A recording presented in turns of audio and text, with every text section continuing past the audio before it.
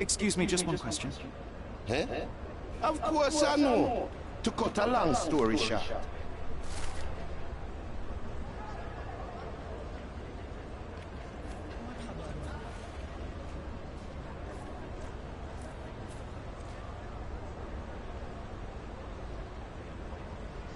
Excuse me, just one question.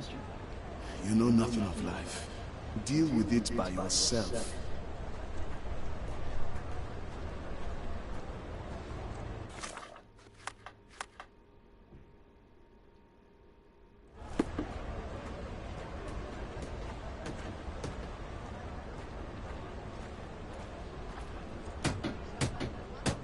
Could you help me? I am sorry to disappoint you, but I don't know about that.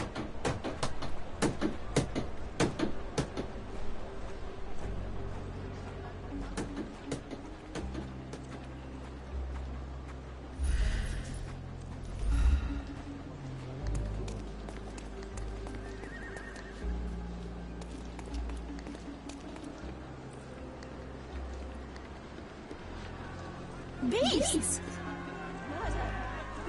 May I ask for your assistance? Please, stop bothering me. I don't know anything.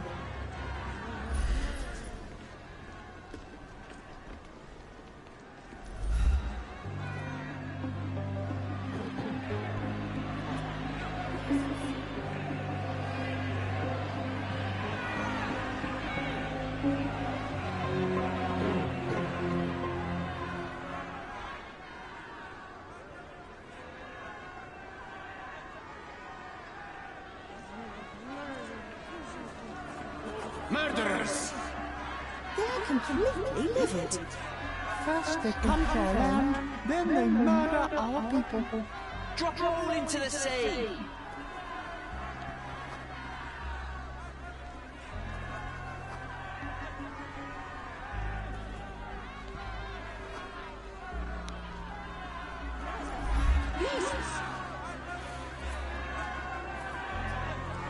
Sir, this place is off limits to the public. Please state your business or leave, or I shall request that the police escort you out. My name is Sherlock Holmes. I'm a private investigator. I'm looking for a witness for a case. A private investigator? Really? Even so, you're not authorized. I can't let you in. And you are? I'm Ronald Harlow, here to handle the refugee situation on behalf of City Hall. I'm the acting supervisor here, so I have full authority here to ask you to leave, or I shall order the police to detain you for trying to pass the blockade. Please, step back.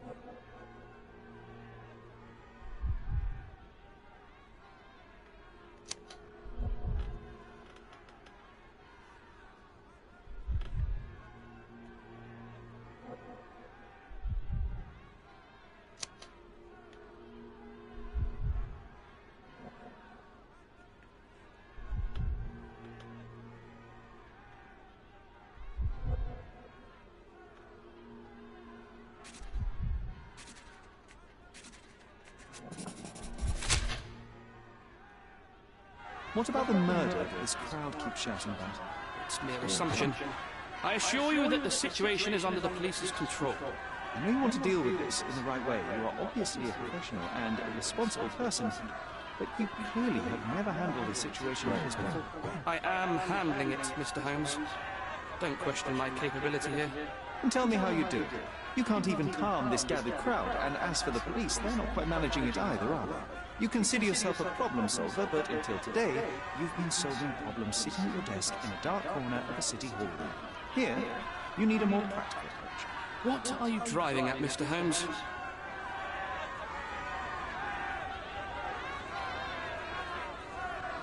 I'm looking for a young refugee woman. She must be inside the camp. She's with child, or was with child recently. Help me find her, and I'll help you deduce what really happened here. You may indeed be quite a perceptive fellow, but I still don't see how you can help me here. Just tell the police I'm with City Hall and I'm permitted to investigate the scene. I'll work out the rest. Trust me. But first, you'll find my witness.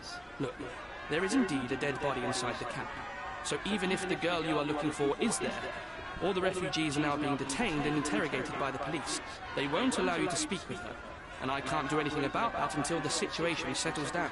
So it's in our mutual interest to settle it. Oh. I suppose that things are bad enough that I ought not shy away from help. All right, Mr. Holmes. I'll tell the police to allow you to come inside. Just tell me when you're ready.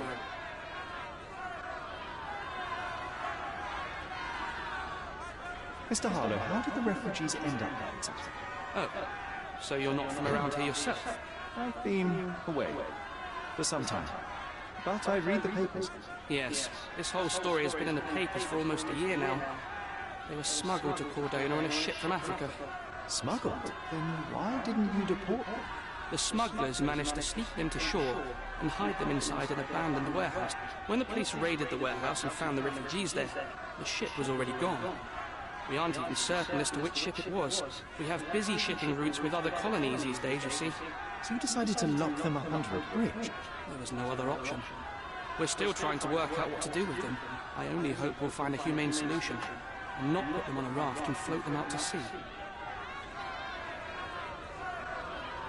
Mr. Harlow, what exactly do you do here? What are your responsibilities? What I do, and what I am responsible for, are two different realities, Mr. Holmes. On paper, I am in charge of the camp territory, security, provision, and the refugees in general. What I actually do most of the time is knock on every City Hall door trying to obtain some funding, or at least rations for the camp. The police here on City Hall's behalf too?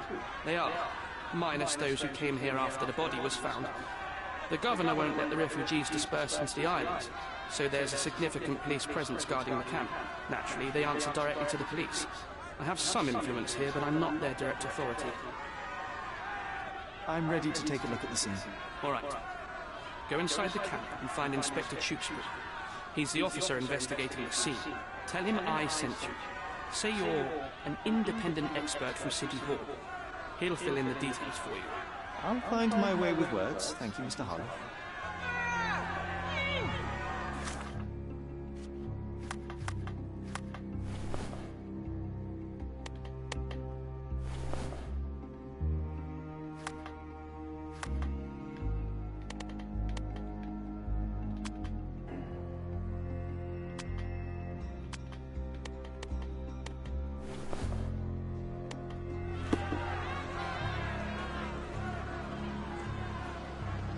So they keep these refugees under a bridge like proverbial trolls.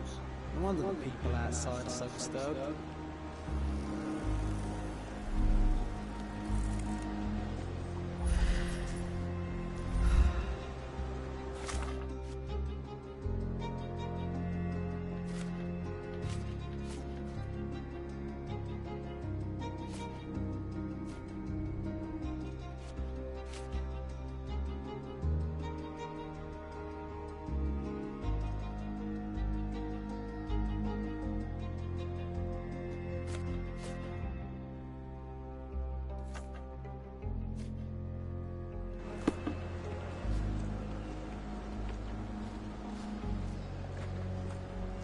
Who the hell are you?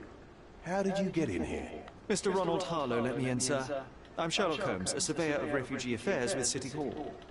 You're Inspector Tewkesbury, I presume? A surveyor? What does that even mean?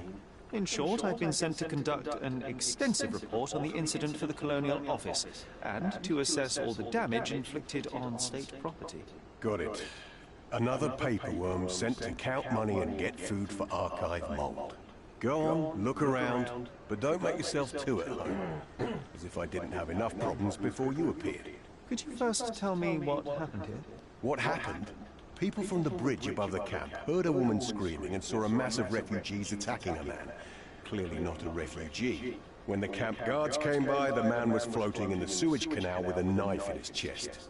Bam! A murder. Big news for Cordona. I'm sure. Thank you, Inspector. And none of the refugees were harmed? One fellow was cut. He's lying over there near their kitchen. He's in a bad way. You mentioned a woman screaming who attracted the bypassers on the bridge. Was she harmed? No, she's all right, but perhaps the whole debacle started because of her. She started wailing and the refugees stood up for the girl. And where is this young woman now? Back there in the shacks, same as the rest of the refugees. She's been questioned by my men, but she's just some refugee girl. Can't understand much English. Did you learn anything about the dead man? The fellow looks like a thug. I've had dozens like him fished out of the sea over the past 20 years. Ever since these refugees arrived, there have been people on Cordona with bad blood in them. My best bet is that this thug had something against them too. And no clue as to his identity? He had some items on his body, but nothing to indicate who he was or where he was from. I think I should catalogue his possessions in my records. Go on. They're on the table near the body. Do you have any suspects yet? You're joking, right? I've got a whole camp full of suspects. And if you ask me, this bloke had it coming. Better bury him and forget about the whole thing. And now there's a crowd gathered at the camp, and my superiors say we must thoroughly interrogate the refugees. At least those who can understand any English. Do you believe that your superiors wish to get rid of the refugees? I think that both our superiors would rather keep the story quiet. Since that's an unaffordable luxury now, they're looking how to protect their public image. That's why I have to waste my time waiting for my people to turn every stone and befriend every refugee. Here we go again. Number of hours on Cordona before stumbling upon another dead body. 0.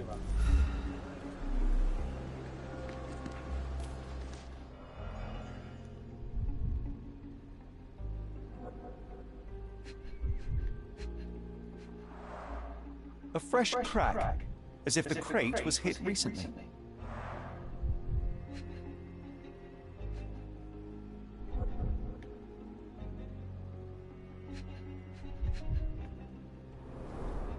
Someone bled profusely here.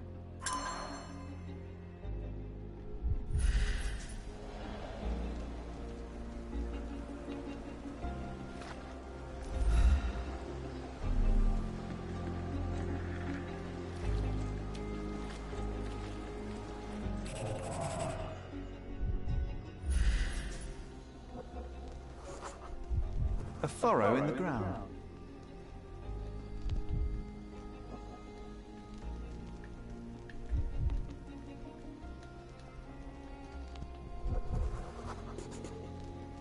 A blood trail leading to or from the canal.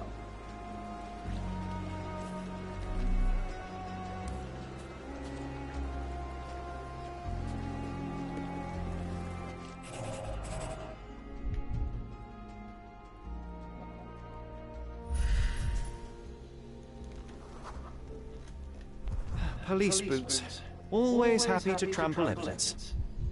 A man's footprint.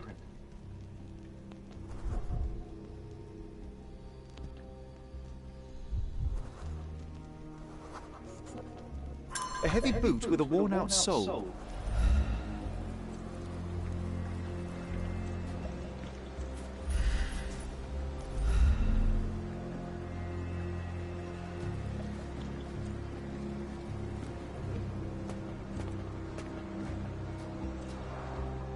Carnelian agate beads, a traditional African adornment.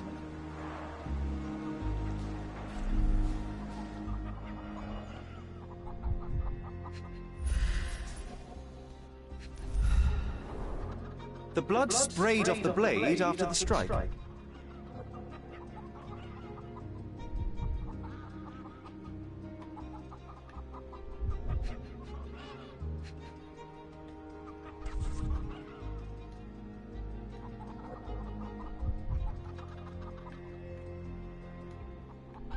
No hint of blood or impact.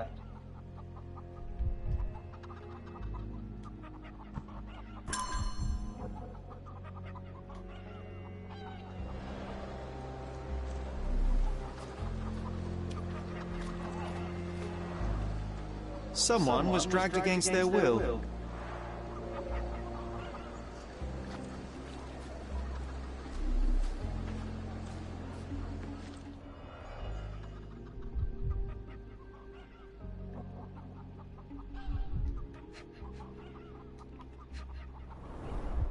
The cut is deep, potentially serious if not treated immediately. He is in shock, feverish and dehydrated. Sherry, you know first aid. Surely you have a duty to help this man. You can't leave him to certain death. I think we can find all we need here in camp. Let's have a good look around.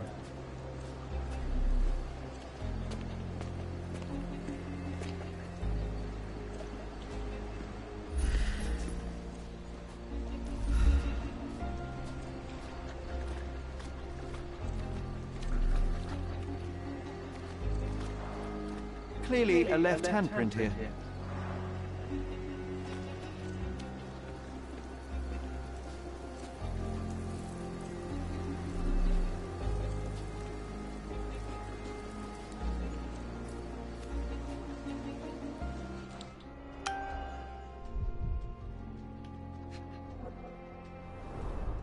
£1,000. A fair sum, especially considering British currency isn't very Malpal, soaked with salt water. A simple leather sheet. Perfect for a dirk.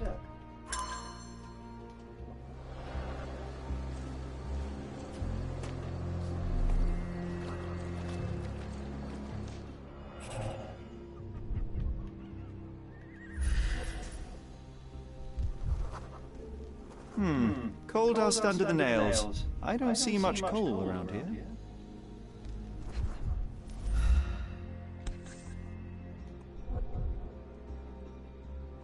A steel dirk. Sharp.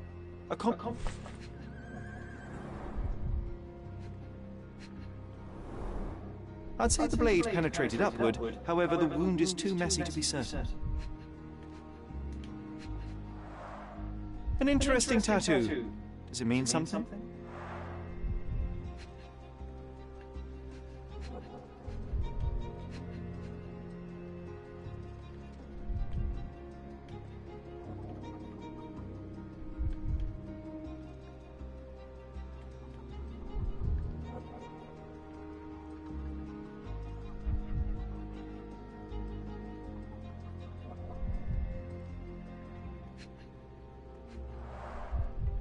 Heavy boots, with one sole far more worn than the other.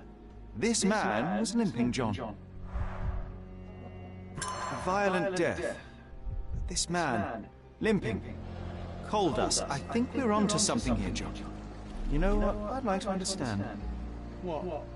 How did our dead man end up inside the camp in the first place?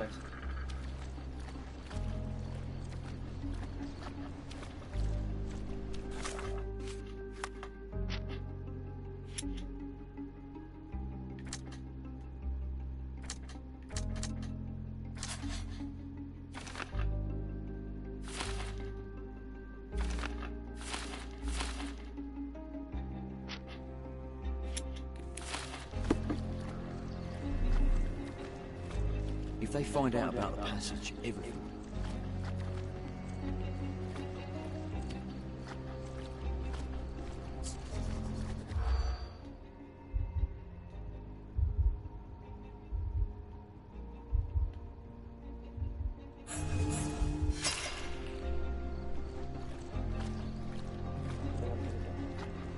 If they find out about the passage.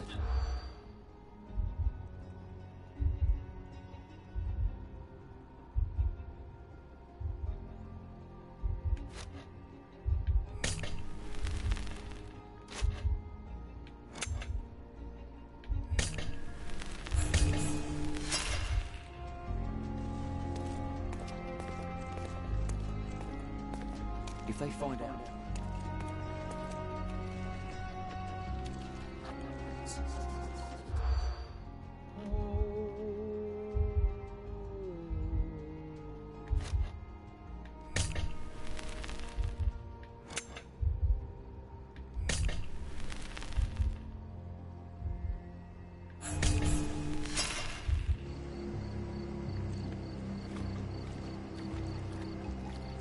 If they find out about the...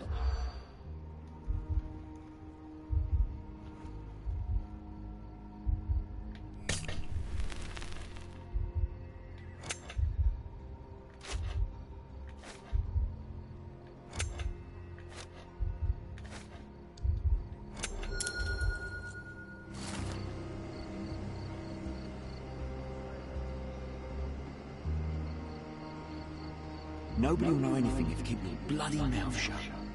The coppers smell fishy here, Sheriff. Perhaps we should sniff around in the camp a little more thoroughly. May I ask you something? Nothing I can tell you, sir, but others might know more. Sheriff, just look at this. We have seen some dark places in Cordona. But this...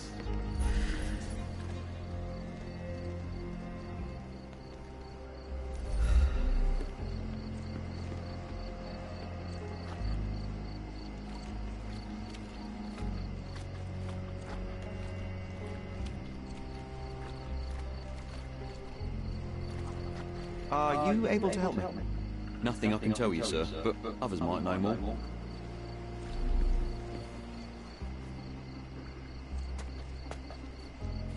May I ask for your assistance? Nothing I can tell you, sir, but others might know more. Everyone's looking at us, Sheriff. You sure you know what you're doing?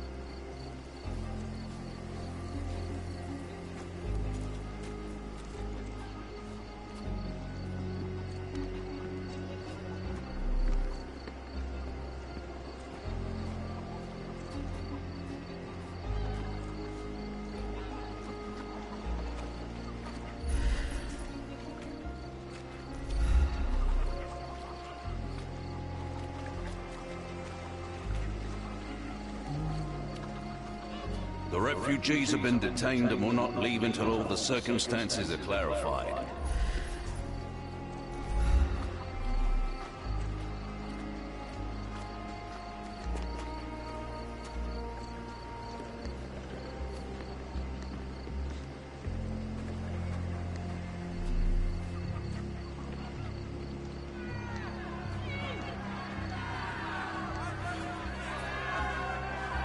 Could you help me? I'm sorry, but I've never heard of that. Could you help me? I'm sorry, but I've never heard of that. You obviously haven't thought this all through. Or are you just annoying these people on purpose? Can I ask you a question? You shouldn't have left your mansion. You won't get any answers from me.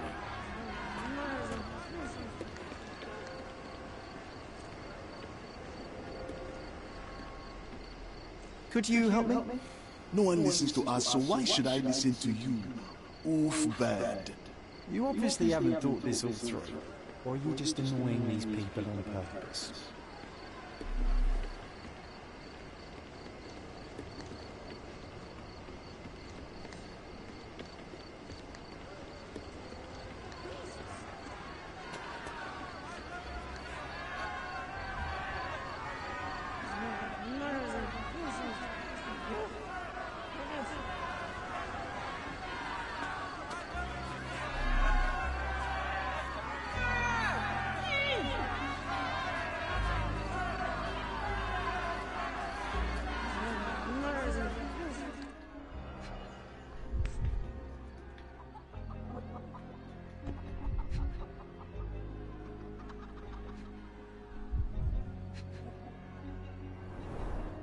Roadman cigarettes. A brand highly regarded by law enforcement officers. So there wasn't any sophisticated infiltration plan. The good old police just let the man into the camp. Now we have everything we need to get the full picture of what happened at the camp.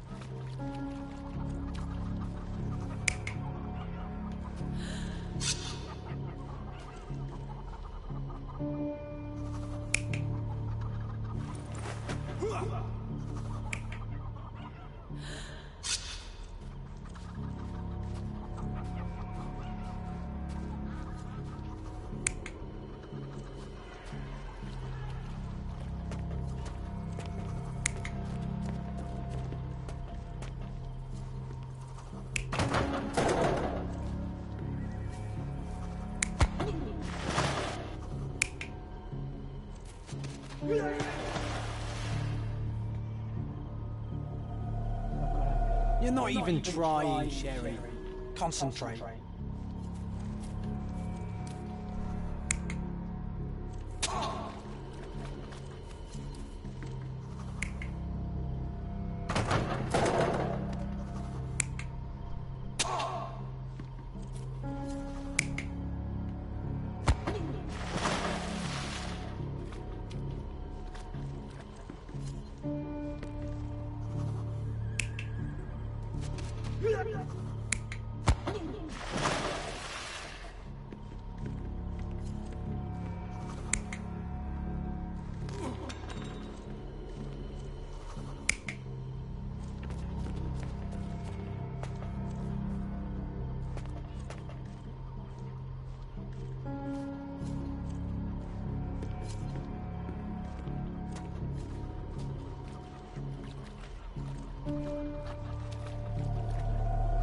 You're not even trying, Sherry.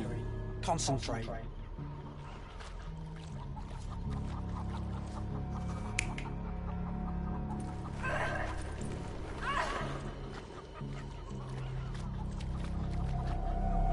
You're not even trying, Sherry.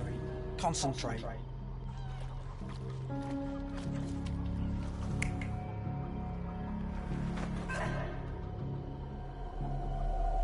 You're not even trying, Sherry.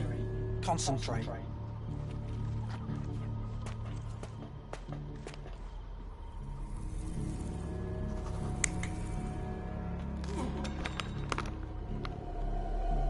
You're not even trying, Sherry.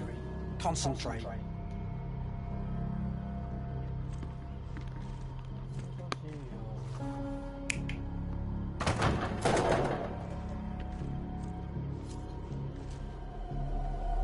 You're not even trying, Sherry. Concentrate.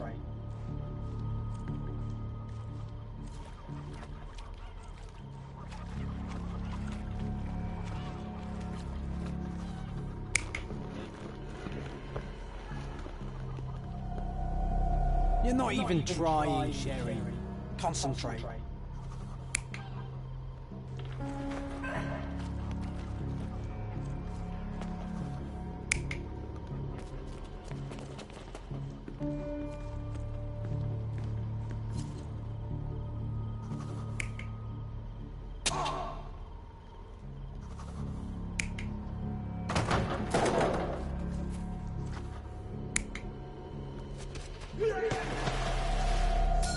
So, we have a thug who came to take a refugee woman with him. She resisted, but he dragged her by force. One of the refugees stood in his way, armed with a stick, yet he could do nothing against a cutthroat with a blade.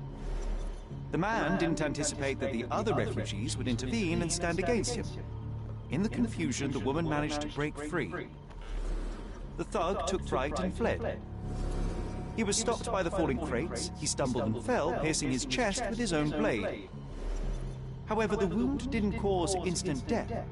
He managed to stand, but still bleeding, he lost his balance on the bridge and fell.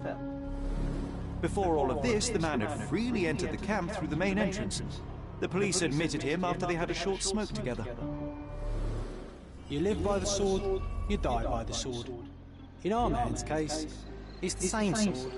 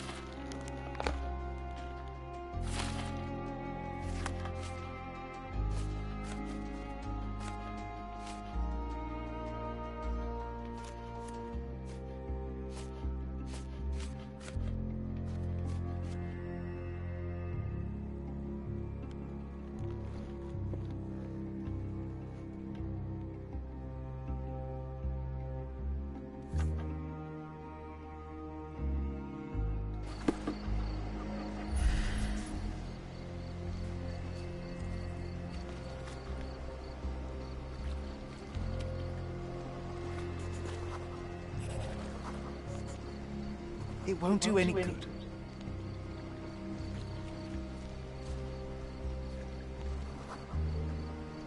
Just wash. Better than nothing to bandage the wound.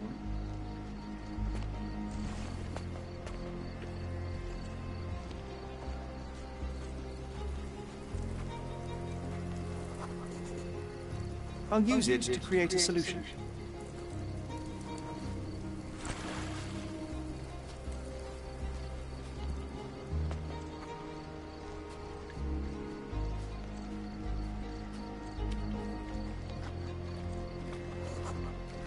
That will kill, not save him.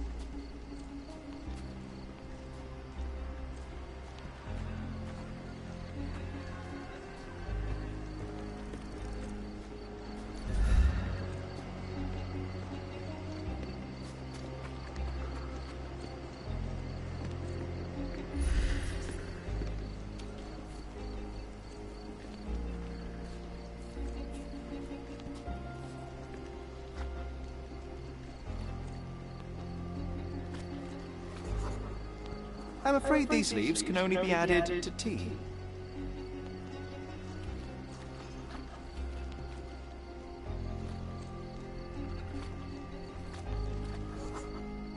I can use this to stop the infection from spreading. I've collected all the ingredients, now to prepare the first aid solution.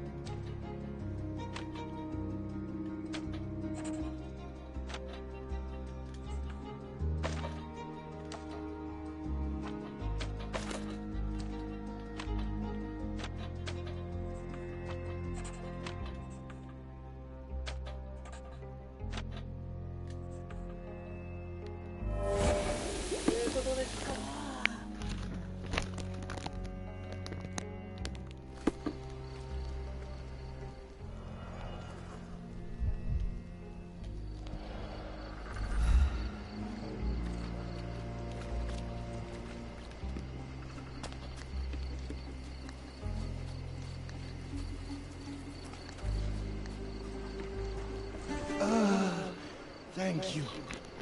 This should make you feel better, my friend. Now remain lying down and drink as much water as you can. Well done, Sherry. At least he won't die from the infection.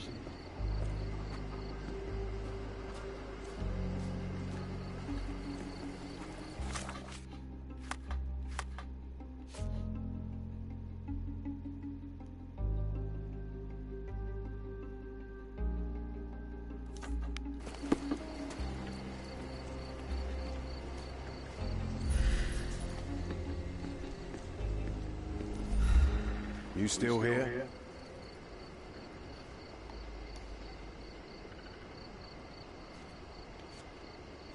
I've already told you all I've learned. Inspector, I believe I can aid your investigation. I know who the dead man is and what really happened. You do? Well, good for you. But I'm afraid I'm not the one you need to share your findings with. Speak to Mr. Harlow here. He's the one responsible for settling things in the camp. You don't even care to listen? Oh, I do care. Maybe even more than I need to. But I'm only here today to lock the place up, question witnesses, and file the facts. It's sad, but coming up with conclusions is not among my tasks here. You fellows at City Hall do that. Anyway, speak to the supervisor. I'll just stand by and listen to what you have to say.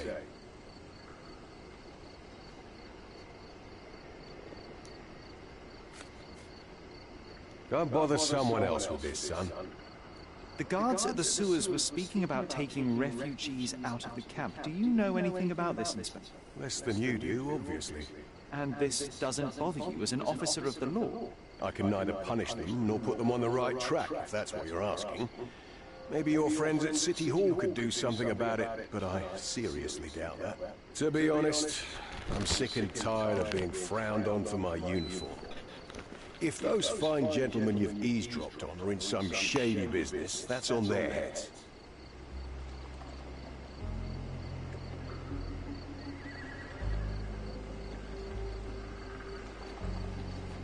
Mr. Harlow, your refugees didn't murder anyone. What?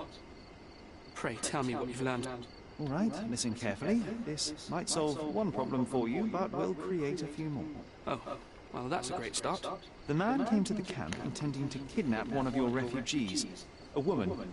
What he didn't expect was that the refugees would stand up to protect the woman. A brawl had broken out. In the chaos of it, the man stumbled over those crates and fell on his own blade. How do you know he fell on his own blade? The wound in his chest was inflicted from an unusual angle. It was not an offensive stab, shall we say. The refugees didn't touch him.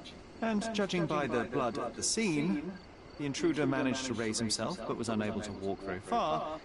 He ultimately fell into the canal. But how did he sneak into the camp? Why didn't the police see him? And this is where your new problems emerge, Mr. Harlow. What do you mean? You're not a dull-witted man. You know what I mean. There is no feasible way to get into the camp without the police guards knowing it. The pile of mess I had to sort out has just become bigger, but somehow that doesn't surprise me. Anyway, I thank you for your help, Mr. Holmes. I'll take it from here. Meanwhile, I'll make sure the police aren't detaining the refugees any longer. You can go back in and look for your witness. You think one small clock can make any difference in this place? Who knows, John? Just one ill-fitting cog could make the whole machine crumble.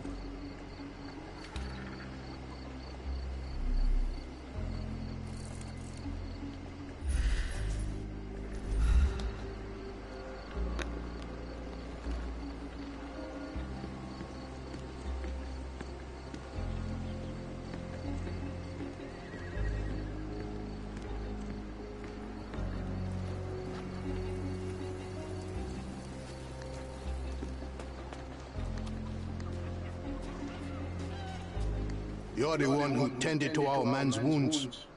I thank you greatly. The police didn't allow us to help it. The police will leave you alone now. I've proven to them that the man who came into the camp died due to his own foolishness. Thank you for standing up for us. But nobody would help us without a reason. You're here because you want something. Yes, I do. I need to speak with the girl drawn here. The dead man came for her too. He wanted to take the girl away, but we won't allow her to be hurt again. What do you want from Naylor? Naylor. She was hurt some time ago. I'm here to find the people who did this and bring them to justice. And to find them, I need Nayla's help. Will you let me speak to her? Justice. There's no justice on this land. But you helped us, so maybe your words are not empty. You can speak to Nayla, if she wants it. But I will be watching you. Hello, Nayla?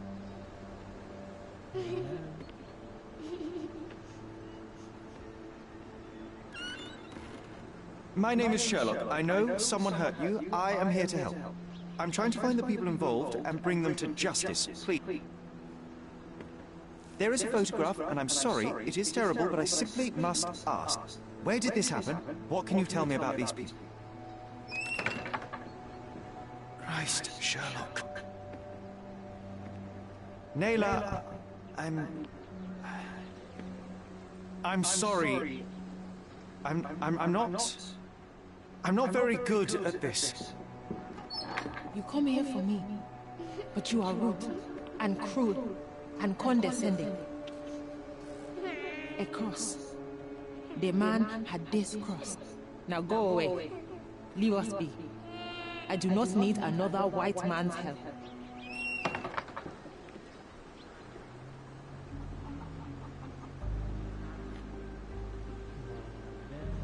Oh, glad that wasn't me. Not my best work, John, by a long shot. Nayla doesn't want us meddling. I'm starting to wonder what this all achieves. But she helped you anyway. Now we know that maniac's face and the cross he wore, we can still catch him.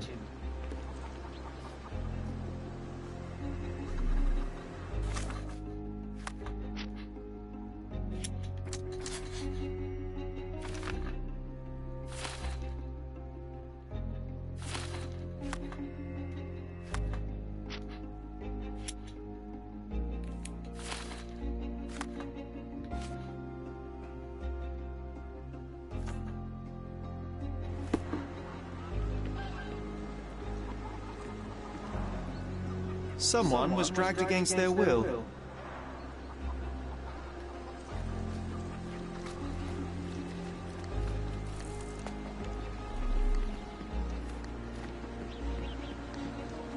I owe you a lot, Mr. Holmes.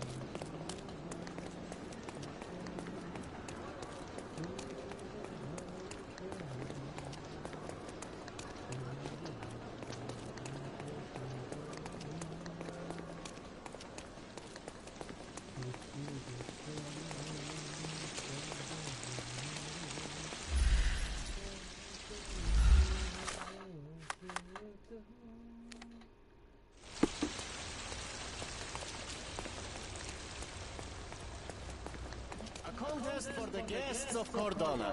Find hidden treasure.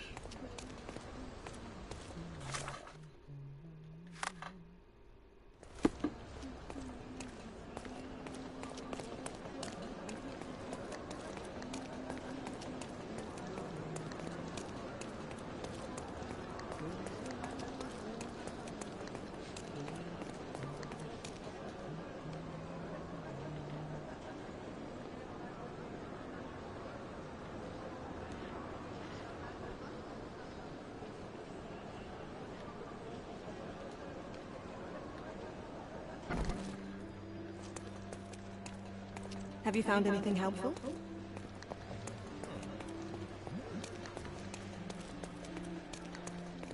Help me, please.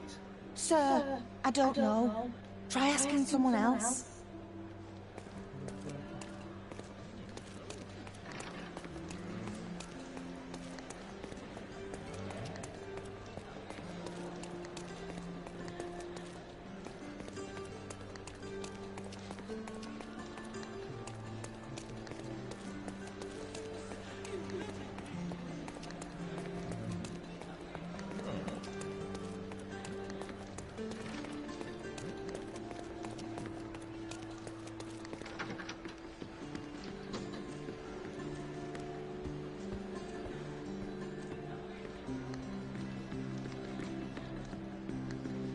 If you're here on matters of signing up for military service, come back tomorrow. Our department needs to straighten out some business.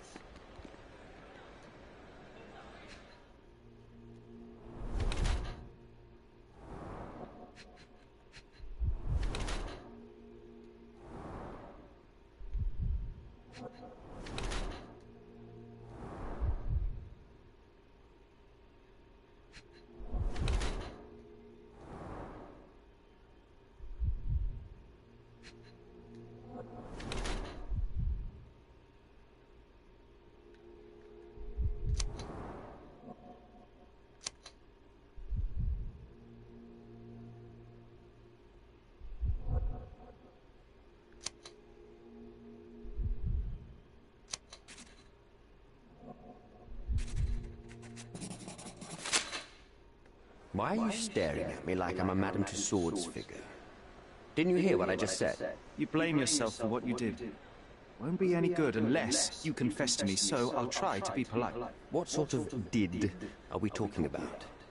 Are you from the press? I'm here because of Naina. Who? You don't remember her name. Lad, if you won't tell me where you came, I'll call for someone here to sort you out, if you get my meaning.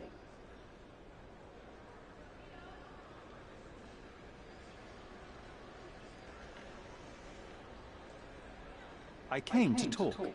I have a solid piece of evidence that proves you guilty of the violation of a young girl. What kind of evidence? The silly painting? That's ridiculous. Rumors. Don't listen to a word of it. I wouldn't call it solid if it were just a painting. I have a photograph that would be enough to cause a scandal at the very least, not to mention criminal consequences. A photograph? Oh, so you've plucked up courage to finally come here. I won't pay you a single coin until I see the photograph for myself. I'm not interested in money. I came here to hear your version of what took place. I'm not in the habit of making rash decisions. Not in the habit? Well, it didn't seem like that from the letter you wrote. I've never written a single word to you. That's not my style. I'm more direct. But in exchange for my patience, I demand your full cooperation. I need you to tell me everything. Fine. I suppose now we have a nice long talk. Do you drink, Mr. Sherlock Holmes? And I do not. Shame. All the best discussions are accompanied by a glass of whiskey. But out of respect for you, I won't drink either. Respect? That's an unusual word in your mouth, Mr. Where are my manners? My name is Thomas Norton, a British envoy in Cordon on a military mission. So, where do we start?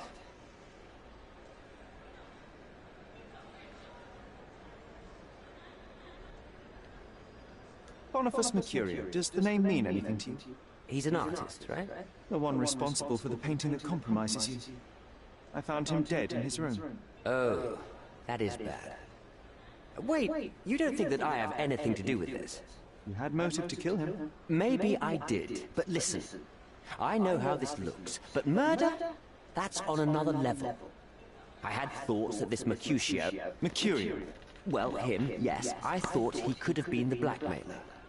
But I was too afraid to make any hasty decisions.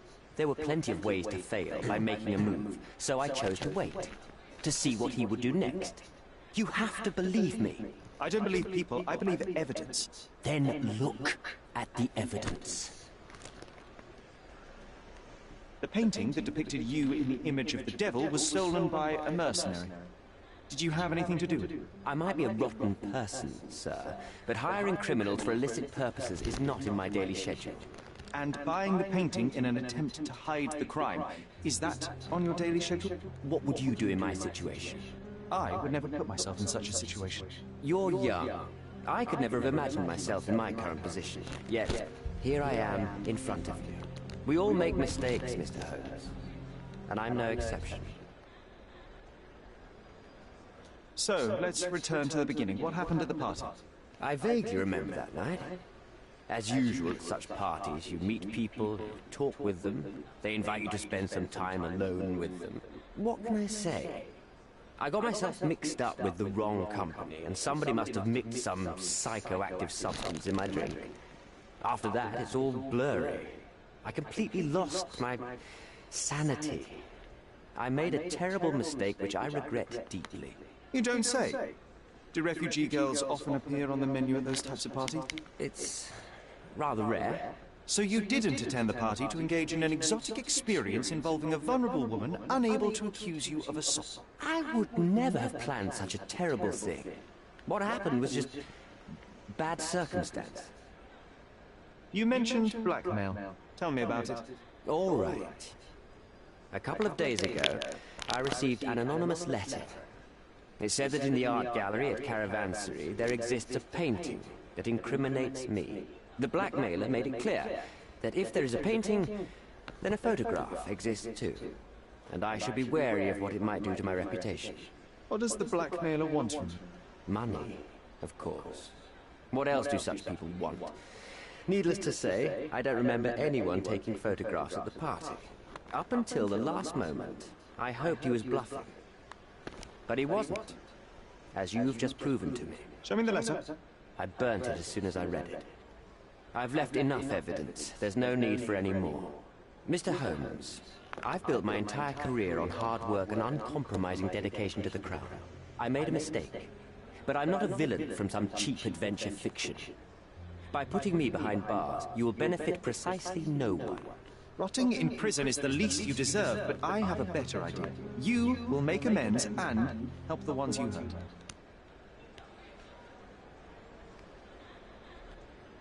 Naylor deserves the very utmost of what you can do. Help the girl? I can't risk the press paying extra attention to her. I will do anything except that. That's not all. Use your connections to help patriate the refugees, find them decent homes, give them jobs.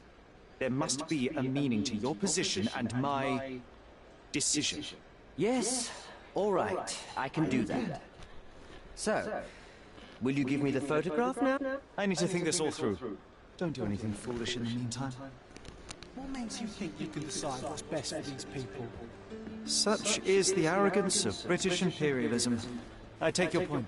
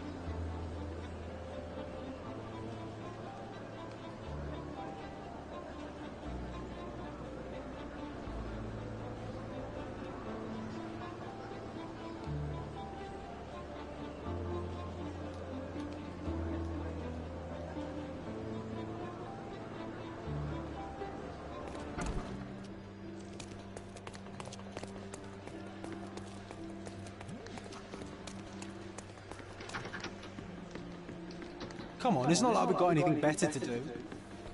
Have you thought it all through? Almost. The refugees, what will happen to them? Well, I wouldn't be standing here in this fancy office if I didn't know how to pull the right strings. In fact, it's the only thing I know. The local governor will receive a decree signed by the House of Lords containing a request to patriate the refugees in the name of the Crown. From where did you gain such influence? I never asked you how you found the photograph. So don't ask the magician how he performs his tricks. But how can I believe you? I presume you do believe in my selfishness. The initiator of the refugee salvation will be none other than the British envoy, savior and protector of those in need. It's a win situation for me, too. Now, what about the photograph? You deserve to be punished, but the greater good is what matters here. I won't bargain it for justice for now. I'm glad that this situation is over. It will be over when you settle the matter of the refugees. You have my word, Mr. Holmes.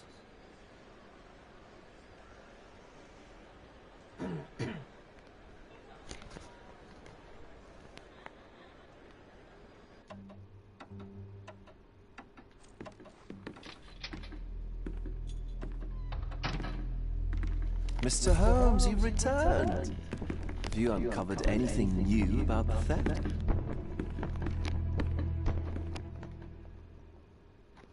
I've brought news, but not all of it will please you. Fill me in, Mr. Holmes. I won't shoot the messenger. I tracked down Boniface Mercurio. I presume he wasn't delighted about the situation. He was not having a good day on account of his murder. Killed in his own flat by the same person that stole his painting. Oh, sweet Mercurio. Perishing in the pursuit of his art. How apt.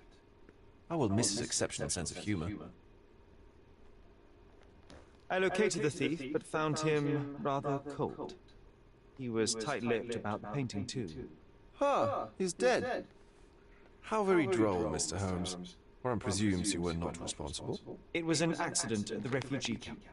He impaled himself on his own knife. Life is nothing if not cruel and capricious. What about the stolen painting? Have you located it? Unfortunately, I could not locate the missing painting. Oh, Mr. Holmes, such disappointing news. Not even a shred of information? The slightest lead? I'm afraid the case has gone cold. I suppose if you were unable to find it, no one else could. What a pity. Oh, but I can tell. You learned something else, didn't you? What happened to your crusade of truth? Was it not that important, after all? No truth will satisfy you, Mr. Vogel. It was not an attack, Mr. Holmes. If you've chosen not to tell me, I respect your intention. But it is just rather boring, isn't it? It is what it is. Well, now that we've resolved all of our outstanding matters, I have a gift for you. I took the liberty of having it delivered to Stonewood Manor. I am told it belonged to your mother.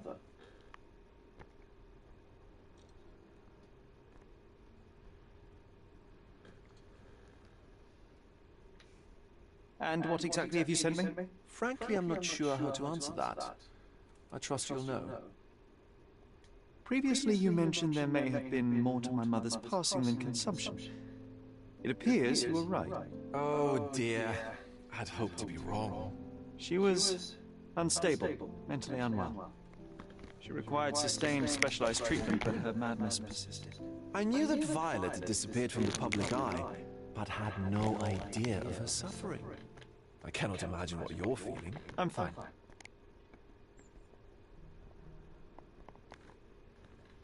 Thank you, Mr. Vogel. I am curious to see what you have procured.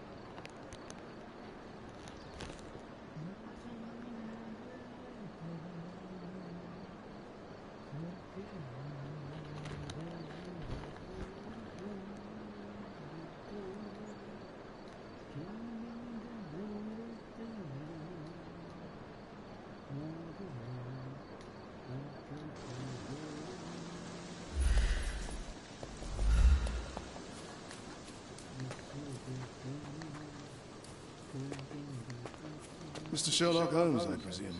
Correct. With whom do I have the pleasure? Emilio Estevao. Happy to make your acquaintance. I am here on behalf of Mycroft, your brother. He's on his way to Cordona. In the meantime, he requests your assistance with a sensitive matter. My orders are to provide you with the details. You have my attention, Mr. Estevao. Mark Ridley, the son of General Arthur Ridley, is being blackmailed. Suffice to say, the compromising material is of a delicate nature. The matter is of no small importance to the Crown, especially given the status quo on Cordona. What about the status quo? The Ottoman population holds a certain animosity towards the colonial rule.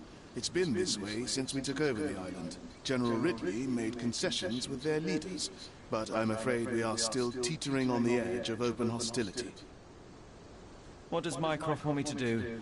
Retrieve the blackmail material? No, sir, nothing of the sort.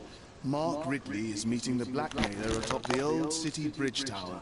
You shall observe from a distance, then establish the blackmailer's identity. Do not attempt to arrest him.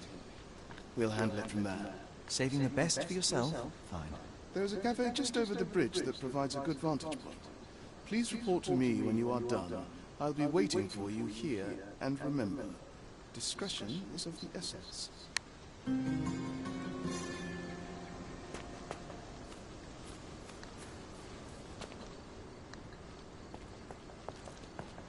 Just look at this thing. It's huge. It's a bizarre object, and yet oddly familiar.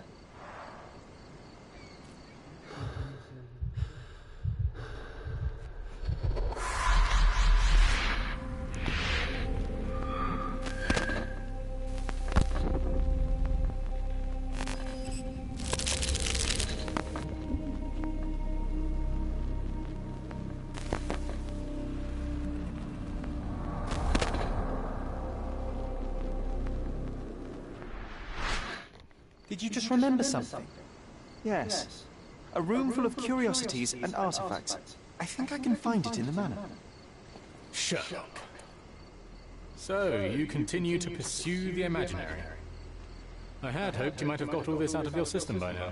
Mycroft, what are you doing here? Get out of my house. It's my house, actually. I've come to bring you back. I have no interest in returning, let alone with you. I know you lied about Mother all these years, claiming she was merely ill. But she was unstable. She never had tuberculosis. She was not recuperating, but mentally deteriorating, and you never once thought to tell me. How dare... I shall not indulge this petulant tantrum. You can just tire yourself out, and then slink back to London with your tail between your legs. Just tell me everything! I'm an adult now. Show me the basic courtesy of an explanation. You know I will find out eventually. The goal was stability, and that's what you got. The right thing for everyone was to try and move on from her passing. The consequences of one's actions determines what is right or wrong. Yes, exactly. The ends justify the means. After leaving Cordona, Sherlock, you had a normal childhood. In London, I was able to support you, guide you, shape you into a fine and productive young man. You have so much potential, so much to offer society. But that's not the end. Now I found the truth, and it has shattered everything I knew about her, about you, and about myself. I feel unstable because of you. Your actions were not justified. Lying never is. Oh, grow up, Sherlock. It was a white lie which has as much use in the realm of the interpersonal as the international. It is time you come to accept that some things are bigger than yourself. Oh, you are full of it. You like to pretend you care about the big picture, but it's just an ego trip. You like knowing more than others. You like greasing palms and rubbing shoulders with the rich and powerful. You like having eyes and ears everywhere. The fact it helps the nation is incidental, because all you care about is yourself. It's true. I have agents everywhere, including Cordona. If you weren't so damn stubborn, you'd realize that means I'm only here for you.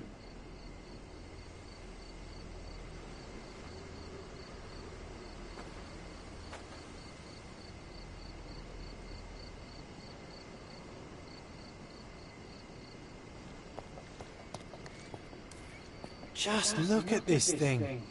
It's huge.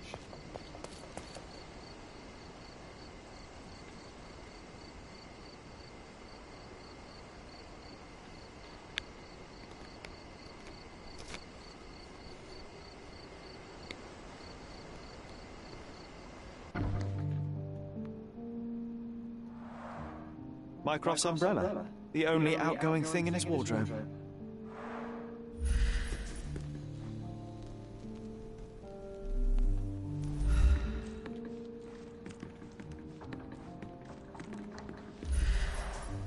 I remember how angry Mycroft was about these marks. He called it a frivolous, childish endeavor.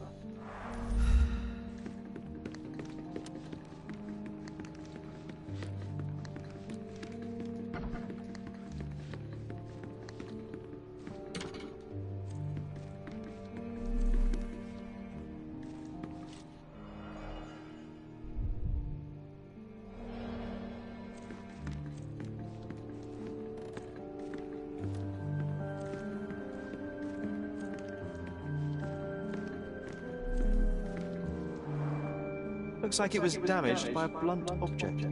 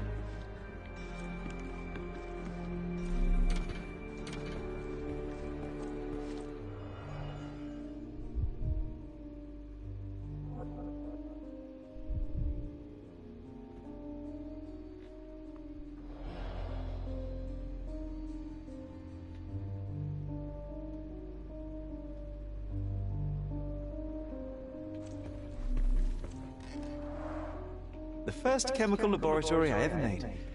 I almost miss its elegant simplicity.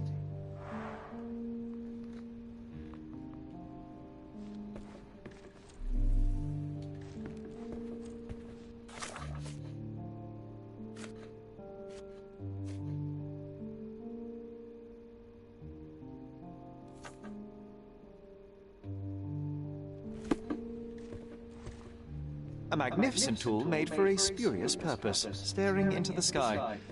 I've definitely found a better use for it.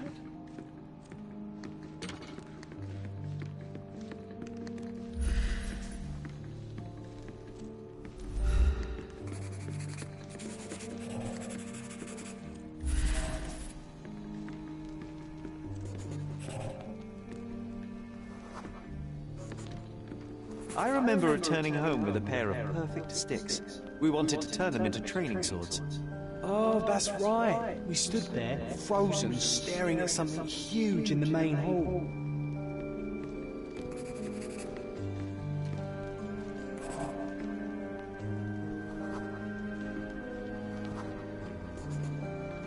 It was a giant aquarium with a living mermaid in it. Impossible, it must have been something else.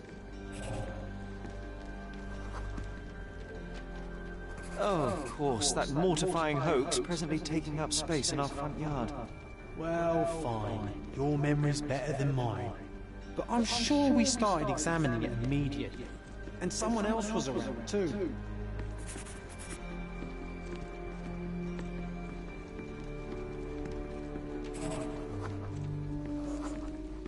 It was my mother. She asked what I thought of the artifact. You were really concentrating and holding something in your hand.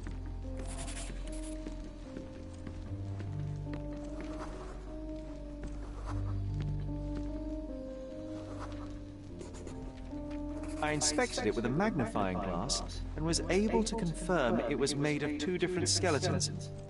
The mermaid was a fake. And so it was time to smash the thing. Your mother took a hammer and... Slow down, John. That's not how it happened. I remember other people joined us.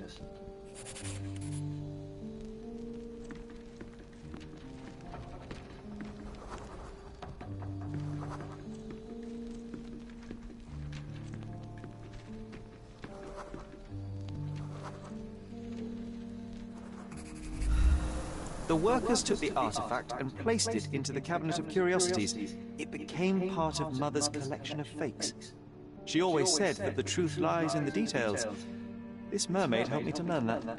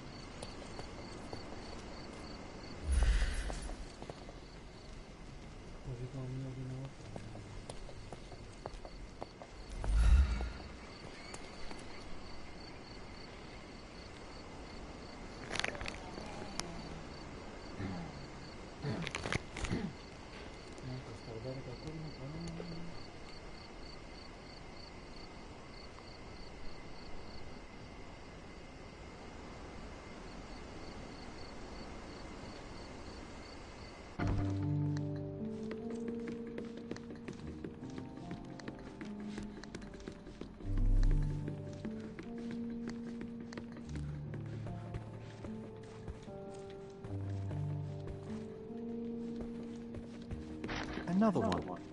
There must be something important behind it. I can feel it. Another one. There must be something important behind it. I can feel it.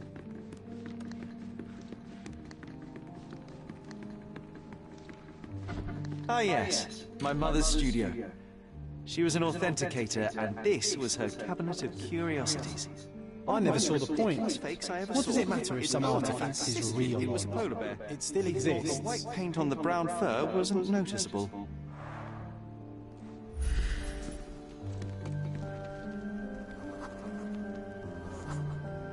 I remember this cozy blanket. It's perfect.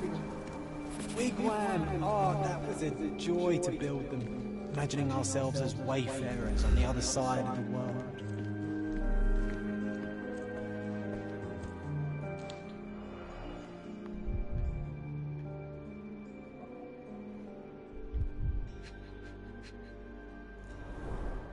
So many calling cards. Mycroft liked to keep useful people at hand.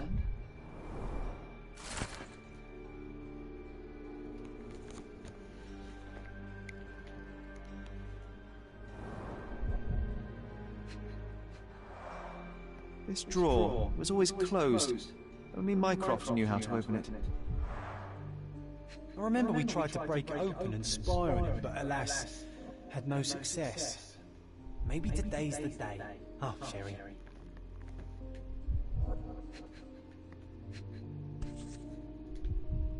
Reliable and driven. I recognize Mycroft's handwriting. Reliable and driven. Officer Luciano J. Placido.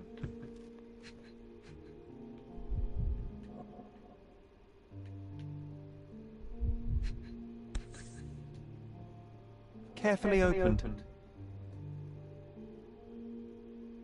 Dated 24th of April, 1869.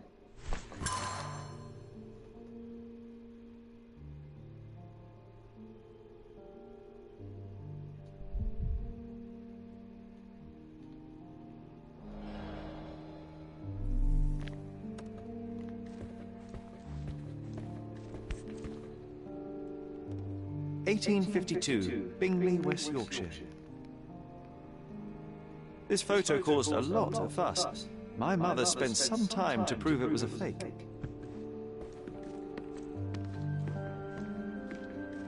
The so-called mummy of a Persian princess. The defrauders did good work, but missed one small detail. It's the mummy of a man. And this one was brought from a German museum. They claimed it belonged to Vikings.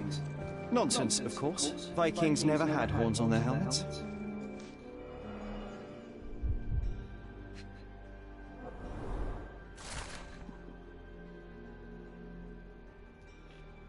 Clearly, it was deliberately torn. I wonder why someone would do that.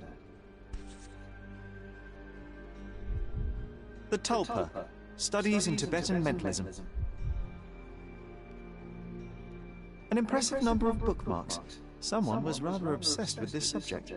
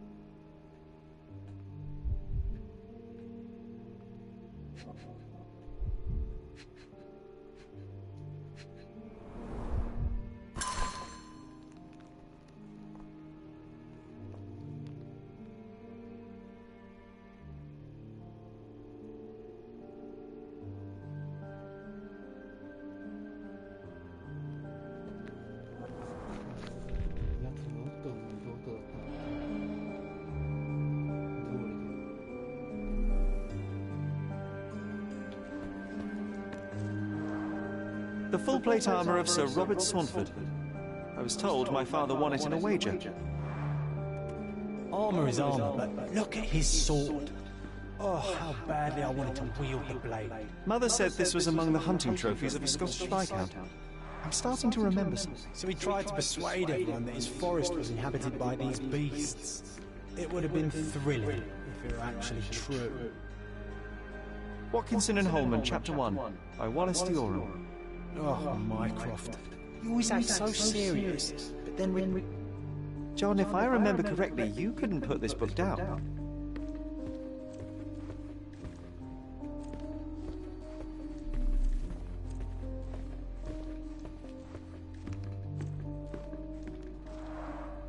Look, it's Roger. This jolly old man's well preserved.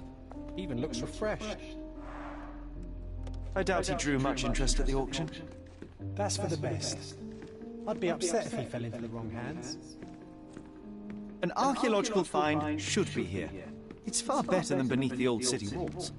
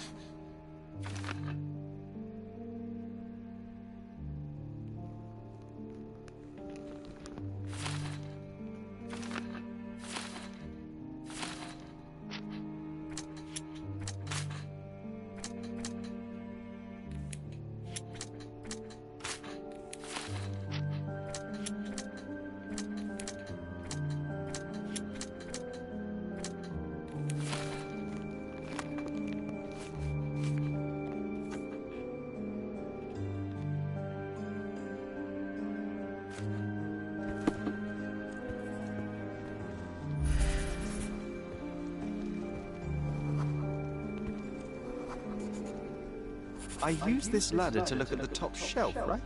On the day of Mother's breakdown upstairs. Right you are, Sherry.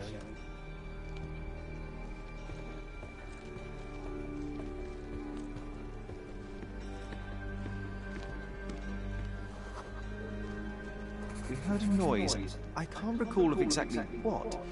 and we didn't have a great view from behind the statue.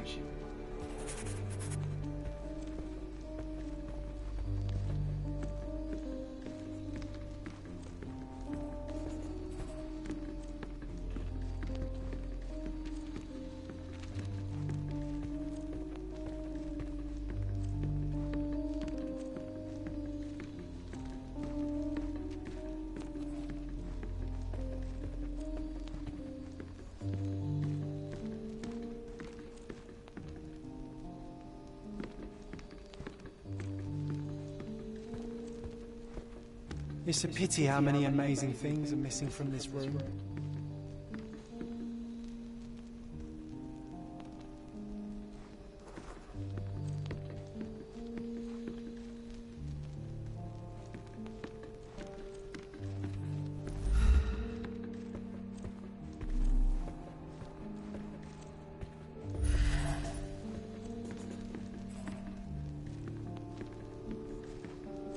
An archaeological find should be here. It's far better than beneath the old city walls. Oh, I remember these. We used them to spar together until Mycroft found out and forbade us from using real weapons. An archaeological find should be here. It's far better than beneath the old city walls.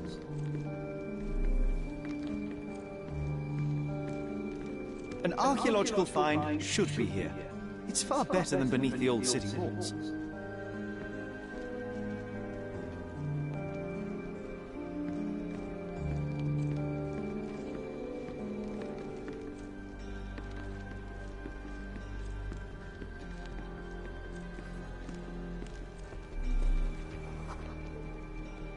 Books and papers from the table somehow ended up on the floor. Now it's coming to the surface. I feel it.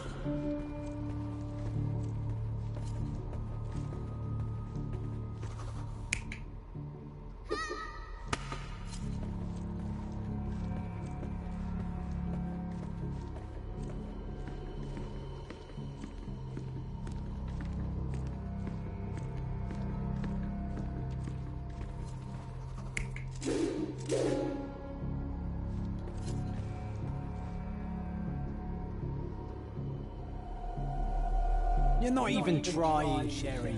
Concentrate.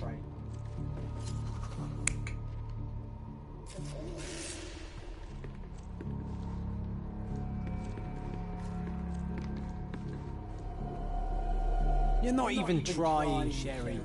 Concentrate.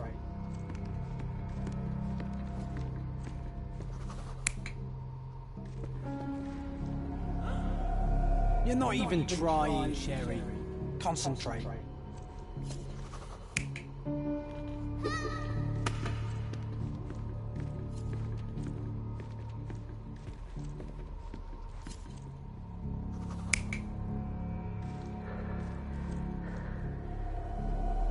You're not even trying, Sherry. Concentrate.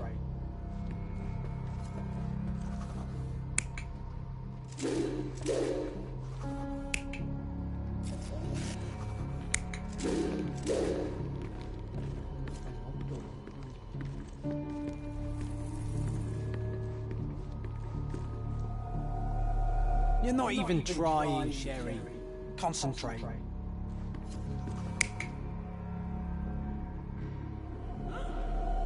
You're not even trying, Sherry. Concentrate.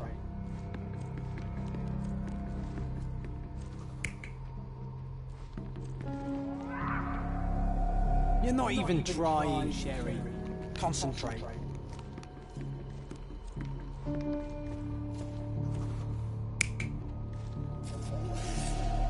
You're not even trying, Sherry. Concentrate.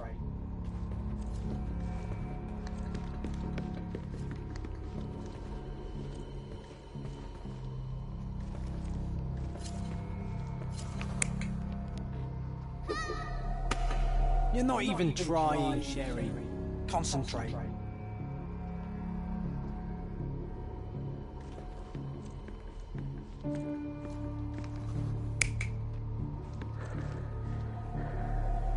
You're not even trying, Sherry. Concentrate.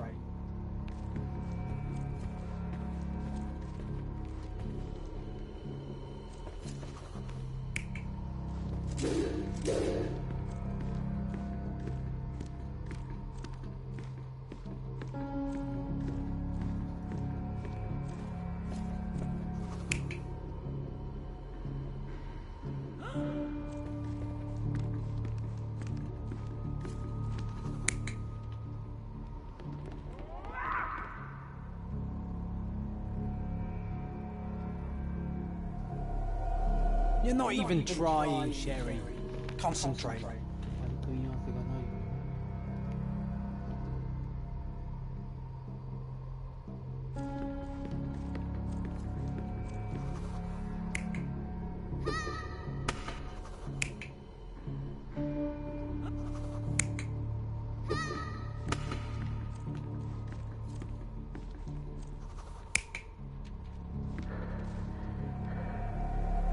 You're not even trying, Sherry.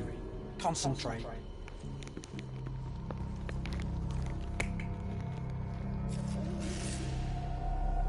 You're not even trying, Sherry. Concentrate.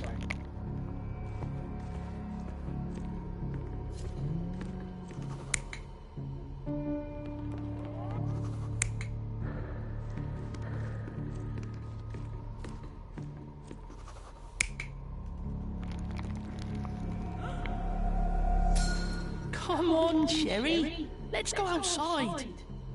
Wait. Did you hear that? Come here, Sherry.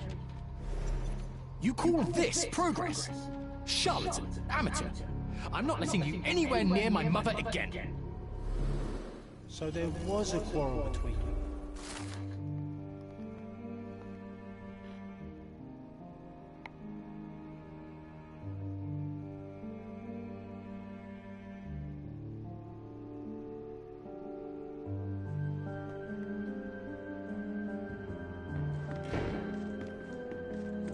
I heard a noise in the hall.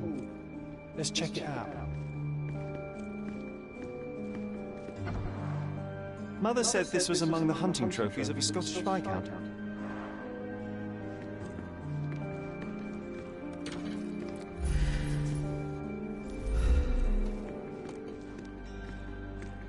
Sherry?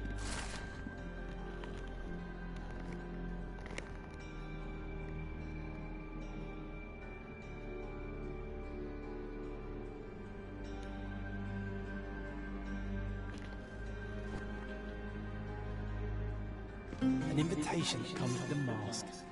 We can't miss this, Sherry.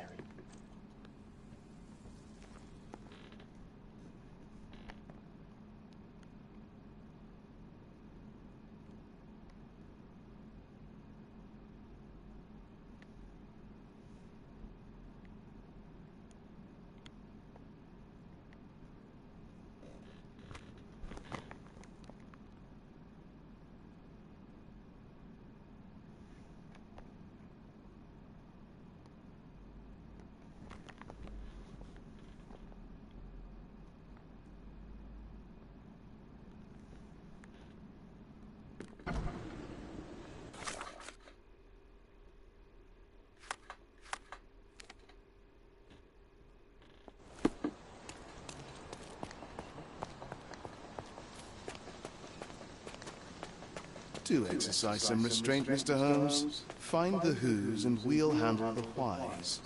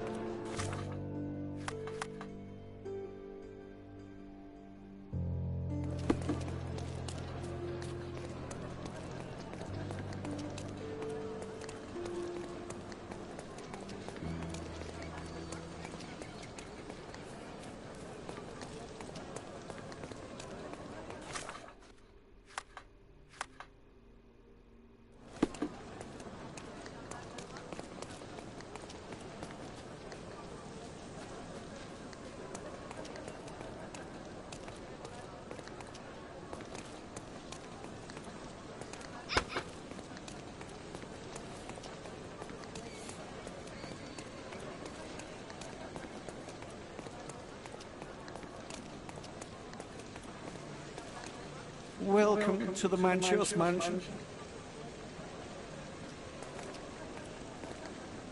Welcome to the Manchur's mansion.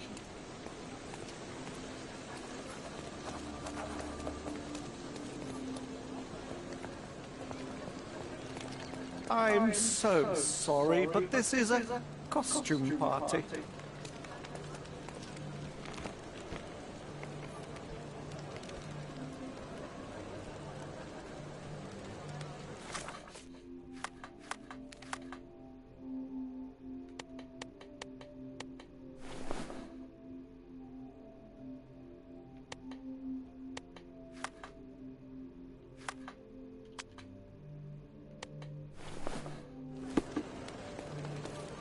Welcome, sir. I do hope you enjoy yourself.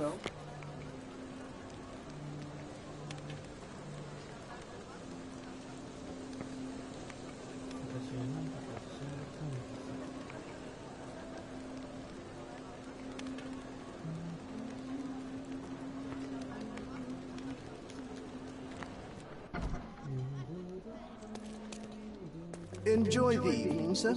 There is still plenty of time before the grand finale. All right.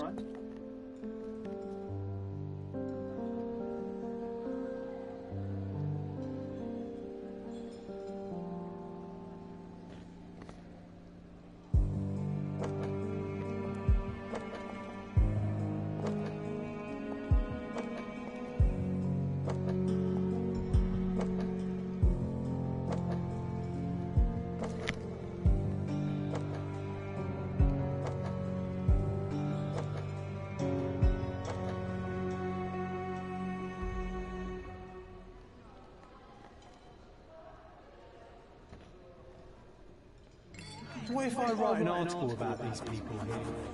Can you help me gather information about Cordona's... My goodness, Sherlock, they made a blood fountain. No, John, it's definitely not blood, just wine. Gahor, is it a guess?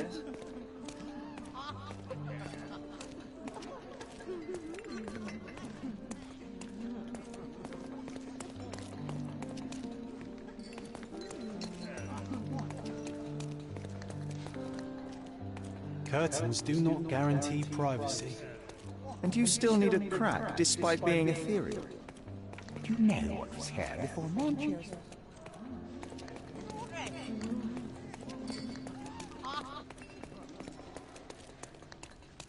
Manchur's had to enforce the masks after the scandal.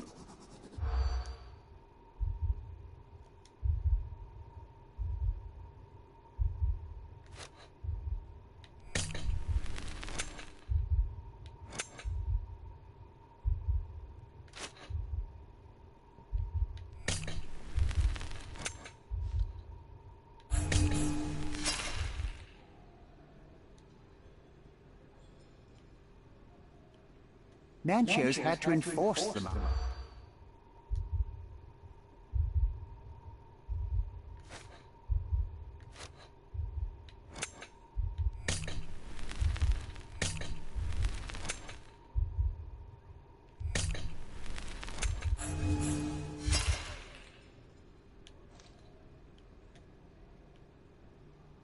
Manchur's had to enforce...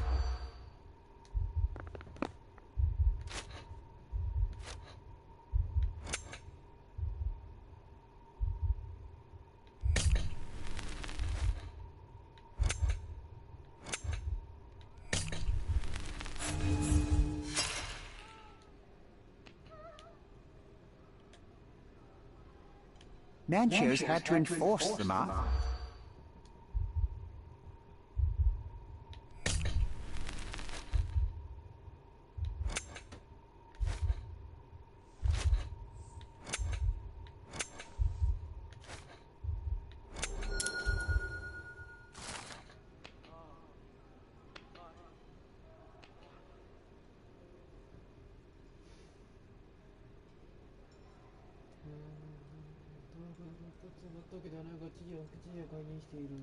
That's what I like about this party. Bring me more dirt, Sherry. One more piece, and I can expose these base hedonists.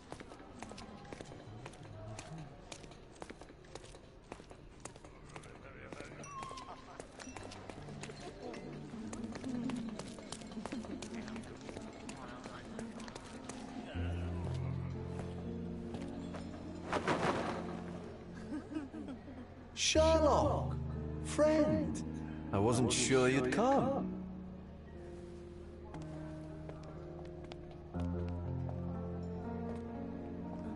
Werner, I see you are not yourself. The more time you spend here in Cordona, the more I feel it my duty to bring you into our world and show you all we have to offer. And what is on offer today? Pleasure, indulgence, relief, and relaxation. You've earned some time for yourself, have you not? Tsunomi would say I'm capable of it. Nonsense. I refuse to believe there is anyone permitted to know Sherlock Holmes. You may be right. Then free yourself from inhibition and expectation. The night is young, and so are the guests. You should try to enjoy both. It's not healthy for handsome men to spend every night alone, and certainly not in a house filled with such melancholic memories. I must admit, my travels have proven more taxing than expected. I'm less confident in my life and myself. Time of relaxation seems a distant dream. So can I tempt you with a physical aid to your moral consolations? There's wine, of course. Something to smoke. Or perhaps an artificial paradise? Yes, something more spiritual. A potentiator to sharpen the mind.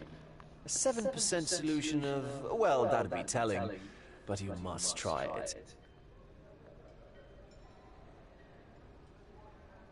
My mind already operates at a far higher level than most. I struggle to believe anything could improve it. My ultimate duty is to provide the world with truth, and I do that perfectly well as is. Duty? You've never cared about that before. Of course I do. Exposing a lie, revealing a fact, that is a moral responsibility. That's not morality. Morals are what happens afterwards when truth collides with consequence. Do you ever follow up on cases you solved? Do you ever see what happened next? Visit the victims? Ensure justice is served in the courts? And how do you choose where to direct your attention? Are there not deserving causes to which your brilliance could be applied but isn't? You ascribe me more power than I possess.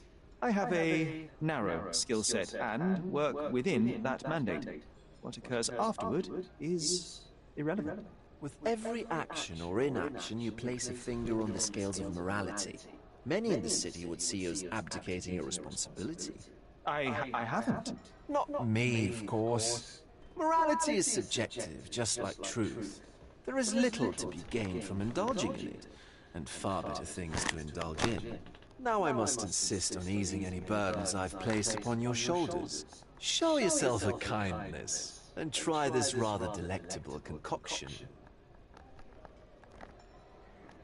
If this solution truly does assist with thinking, then perhaps it would be puerile to overlook an opportunity to study it. I'll take it with me. Yes, Sherlock. Very good. And now, our evening begins in earnest. I just remembered. I'm sorry, Sherlock. My mind's delightfully impaired. Please take this key. It opens the altar room. Past the... Pardon? Altar room? I'll join you in a minute.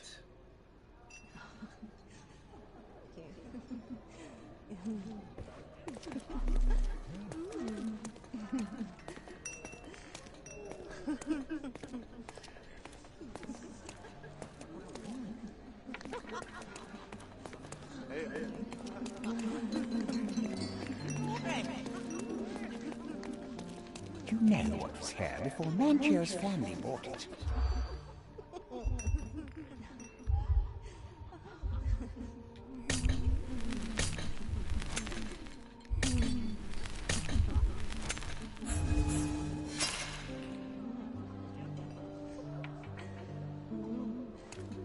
You know what was here.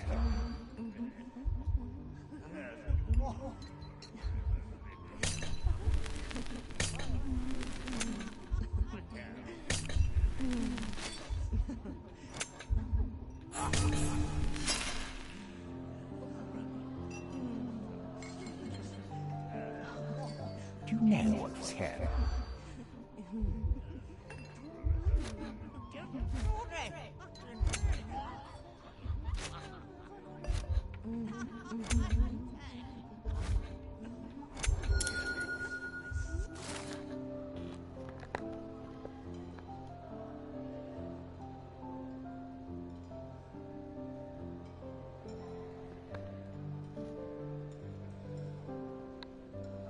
I'll pin them down with this scoop. Thank you, Sherlock.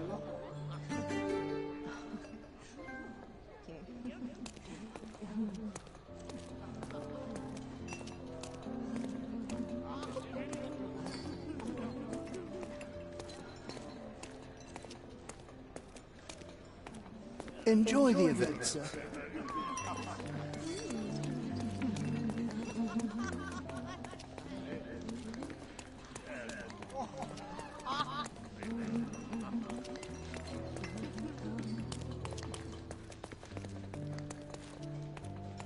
Codex Orchis. Why does this occult book sound like a flower? Codex Orchis. Why does this occult book sound like a romantic poetry and prose? Some Codex Orchis. Why does this occult book sound like a flower?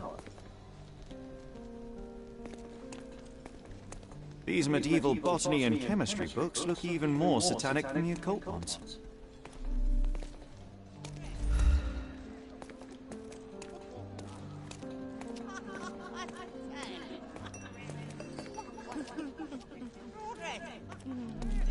Well-known and recent plays to keep up to date with the current trends.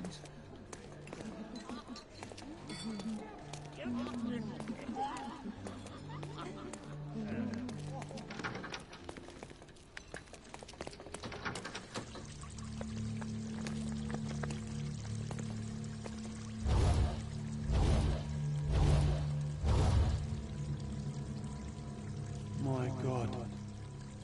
Was he here this whole time?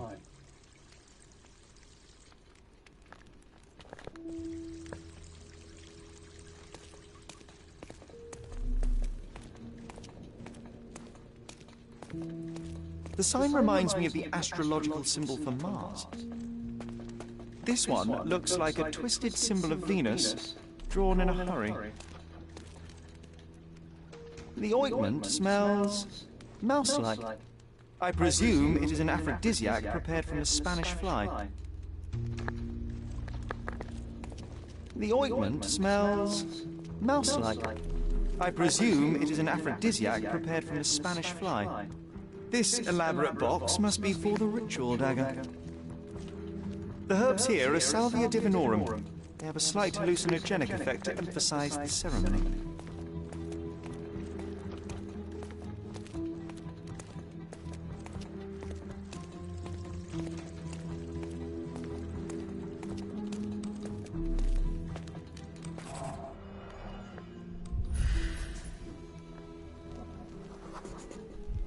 This crude tattoo partially covers a slave branding.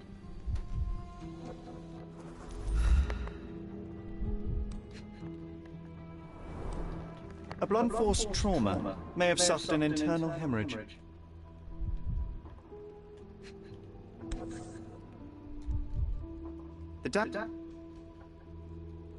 This golden handle has a bloodstain on it. The wound is deep. A precise strike reached the heart. This worm-like sigil has been drawn with his own blood.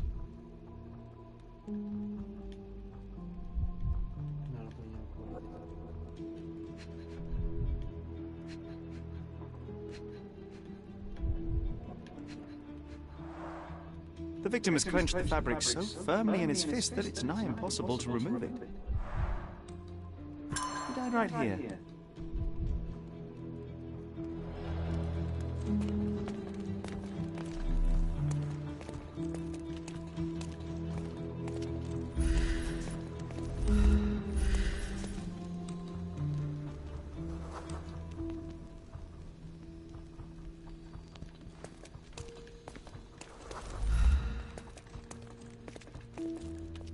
Werner, care to explain what is going on here? On nights like these, it's not unusual for some attendees to get a little exuberant. It's part of the appeal.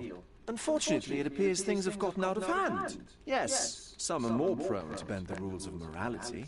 That's murder. I doubt there's anything left to bend.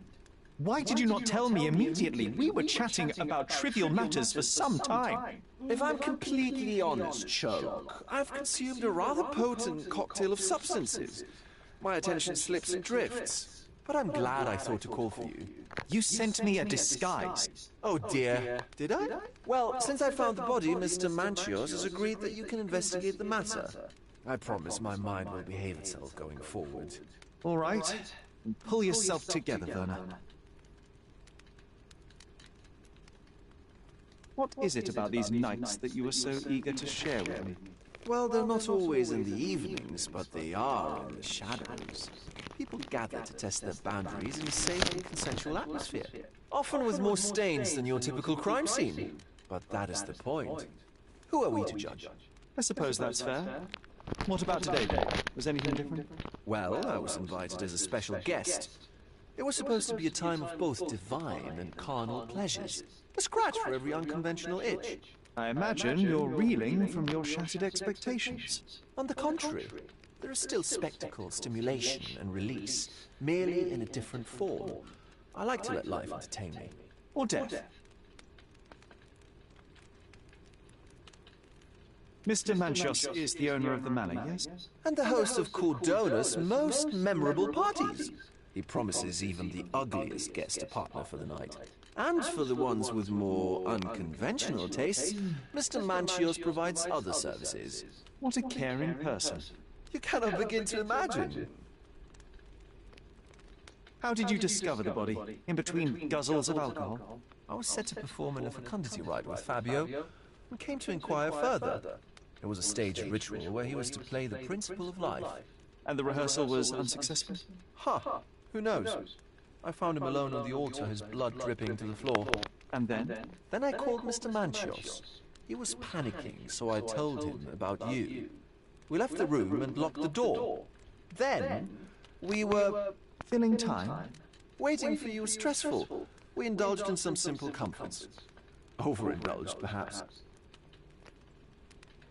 Were you well acquainted with Fabio, the victim? Everyone knew Fabio, or wanted to. His beauty was the talk of the island. Too handsome to go unnoticed. He was magnetic. Fat wallets fought for the privilege of having him. He offered the pleasures of performance, and more.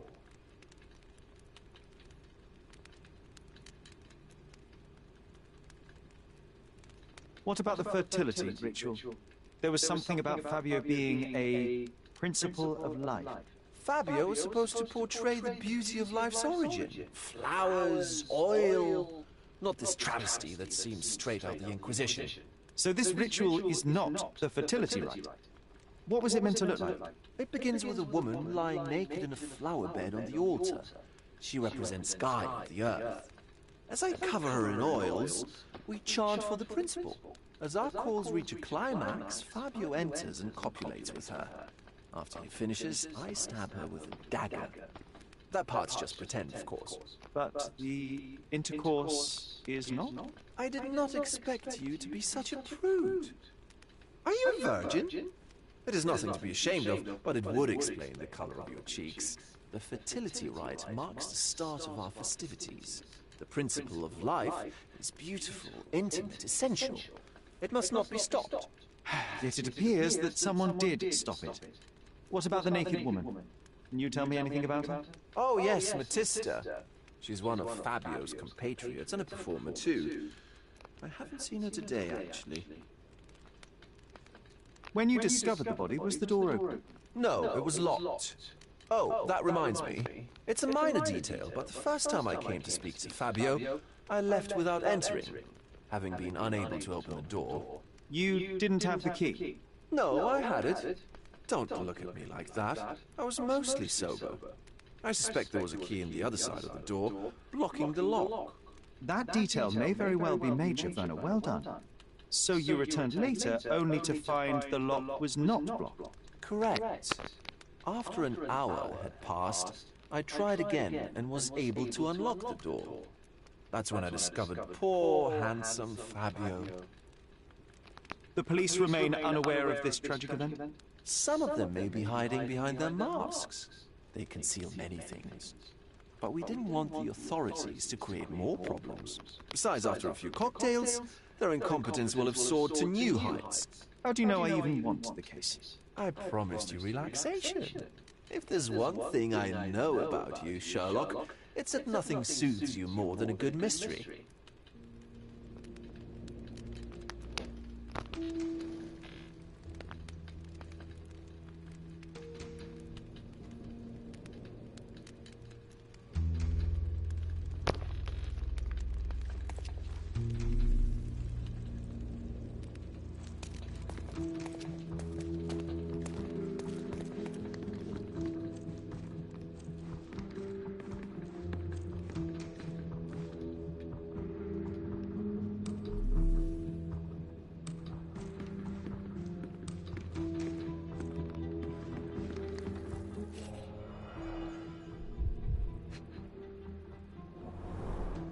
Enough cigars to burn down the entire mansion.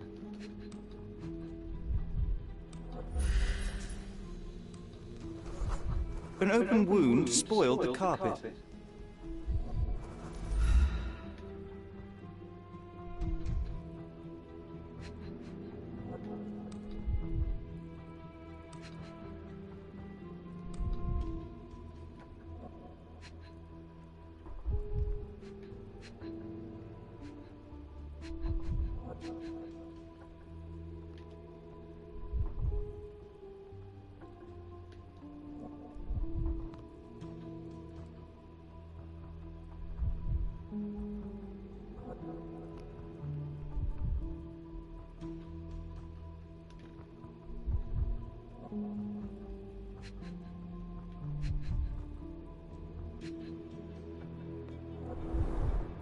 Why don't people tidy up after themselves?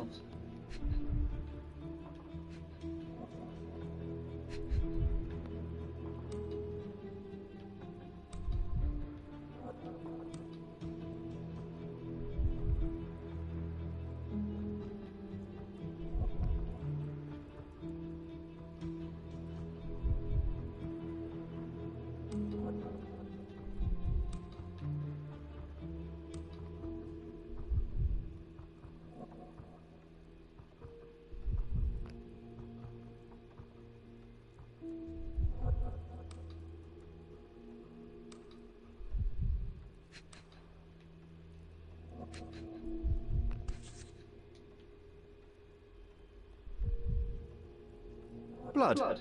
A sturdy bottle met a not-so-sturdy human. It didn't break only because it was unopened.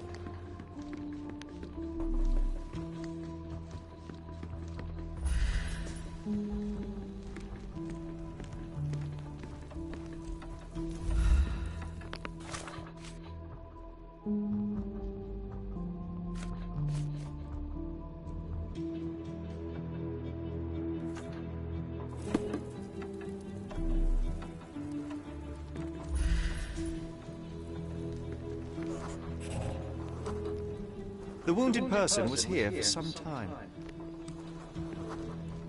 A bloody handprint on an armchair.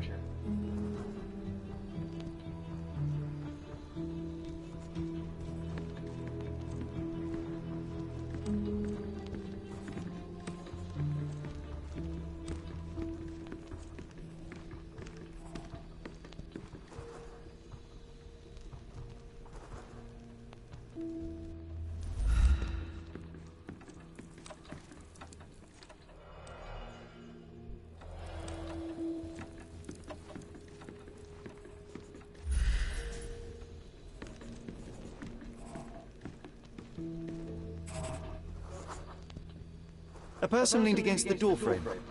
They left a smudged trail of blood. There appeared to be no further traces leading to the altar.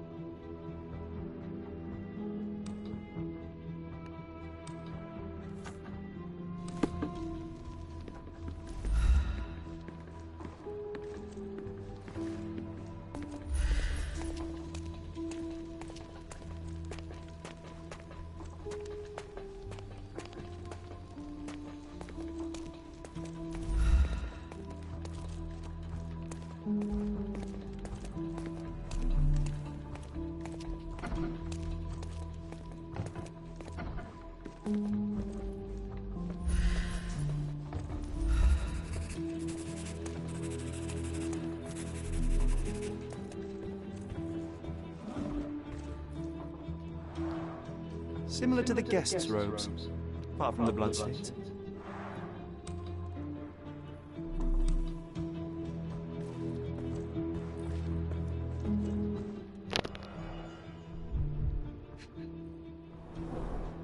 Handcrafted and luxurious cufflinks. There's also a note. For my Fabio, Manchos.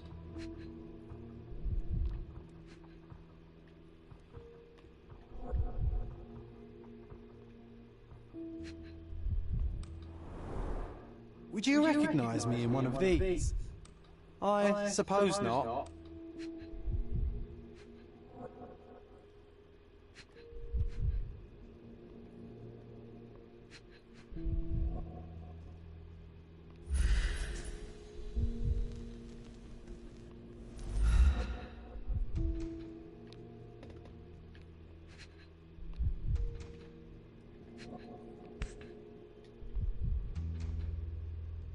The key is similar to the one that Vogel gave me. The key is similar to... The capital F on the key fob might refer to Fabio.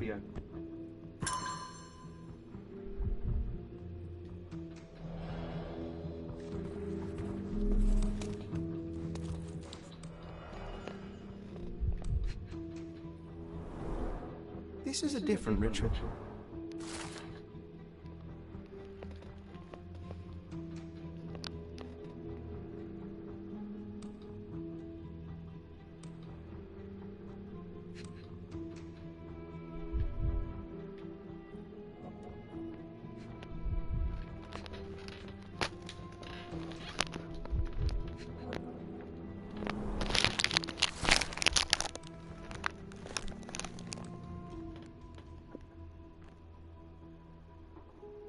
How can anyone accept such behavior?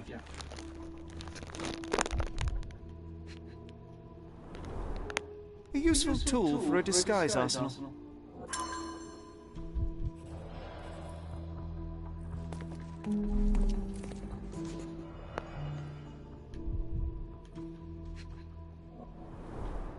The pitcher is empty, but with puddles around it.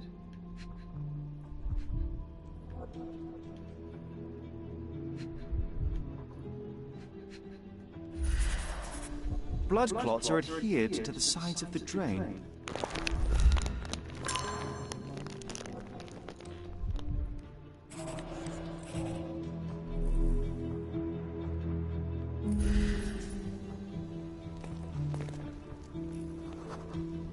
Identical to the robes the guests are wearing. So, Sherry, do you have any ideas about the case? Perhaps, perhaps. I think I can deduce what happened here.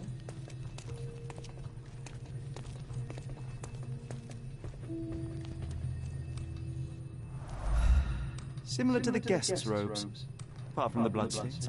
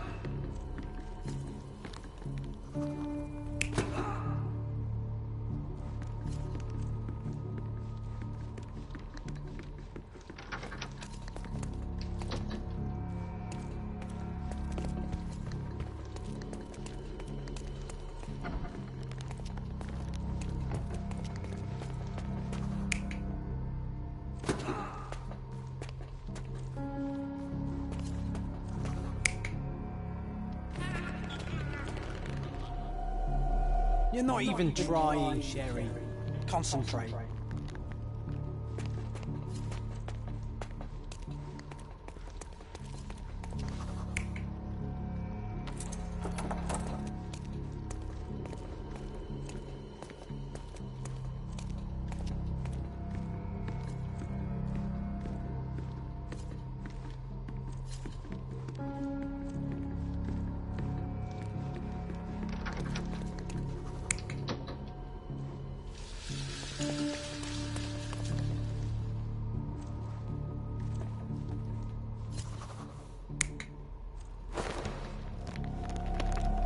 You're not even trying, Sherry. Concentrate.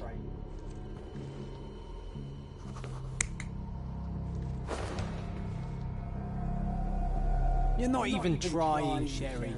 Concentrate.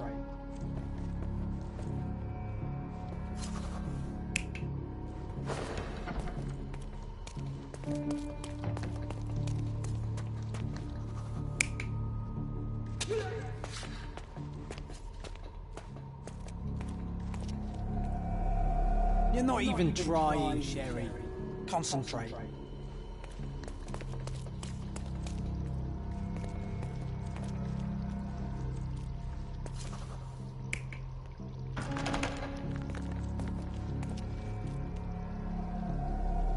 You're not even trying, Sherry. Concentrate. You're not even trying, Sherry. Concentrate.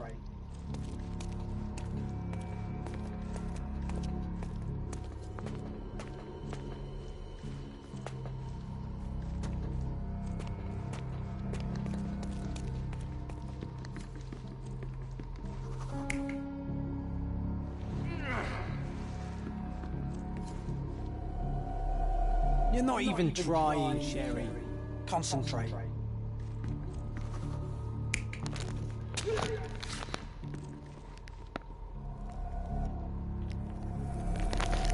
You're not even trying, Sherry. Concentrate.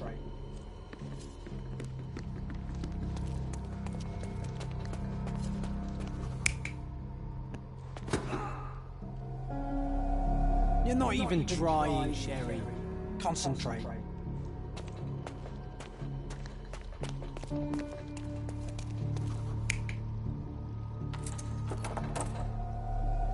You're not even trying, Sherry.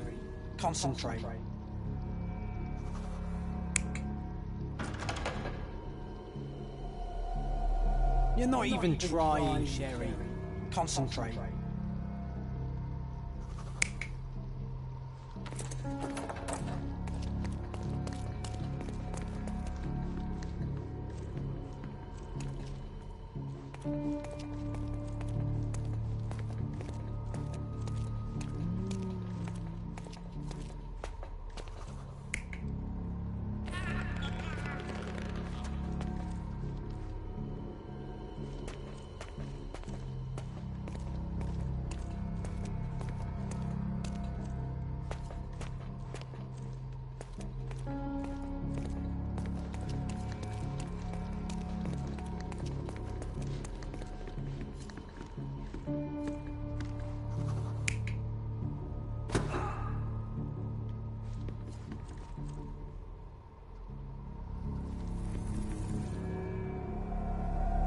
You're not even trying, Sherry.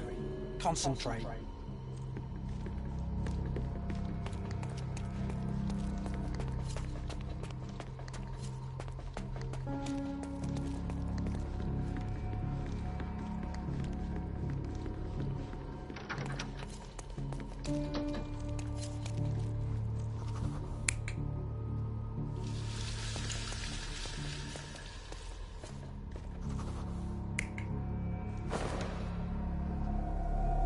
You're not even trying, Sherry. Concentrate.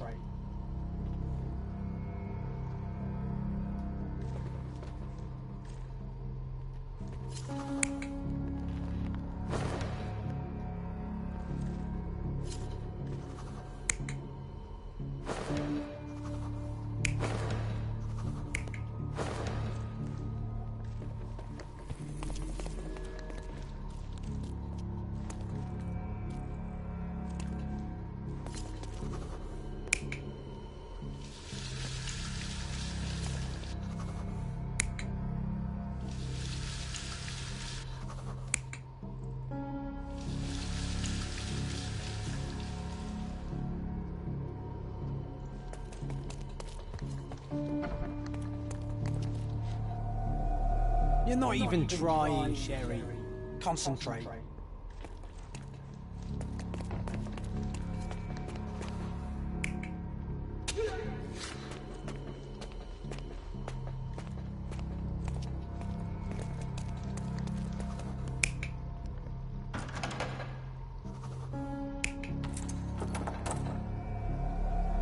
You're not even trying, Sherry. Concentrate.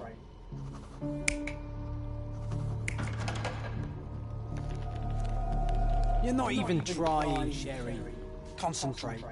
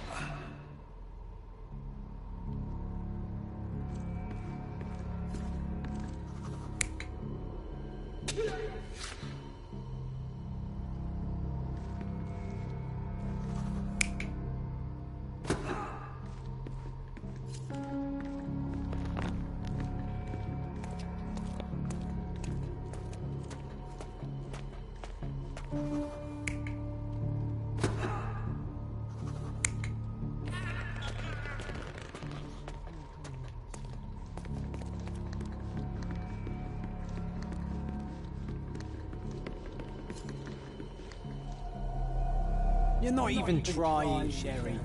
Concentrate.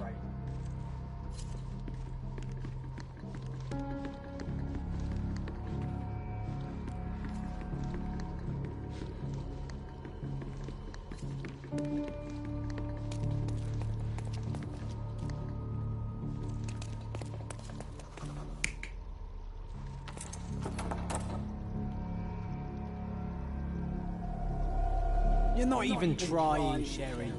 Concentrate. You're not even trying, Sherry. Concentrate.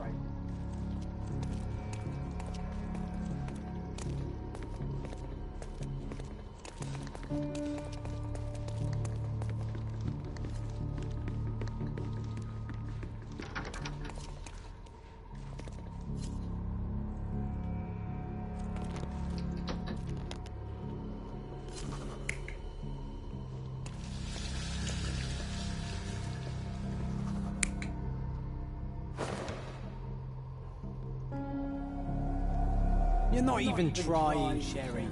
Concentrate.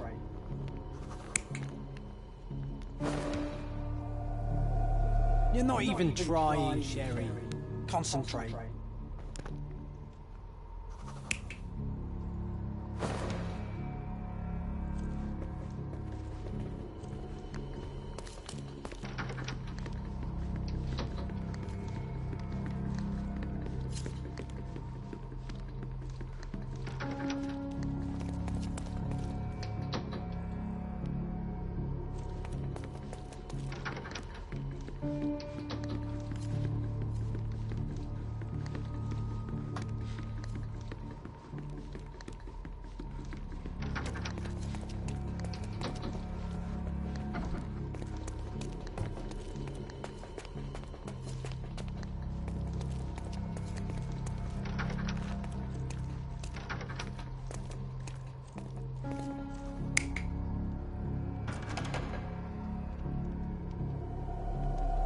You're not even trying, Sherry.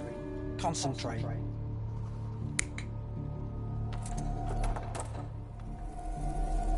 You're not even trying, Sherry. Concentrate.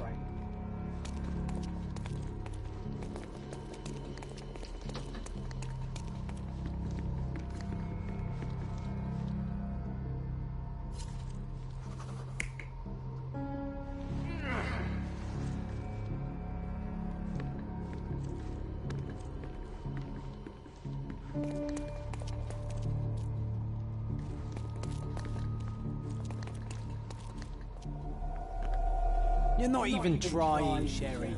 Concentrate.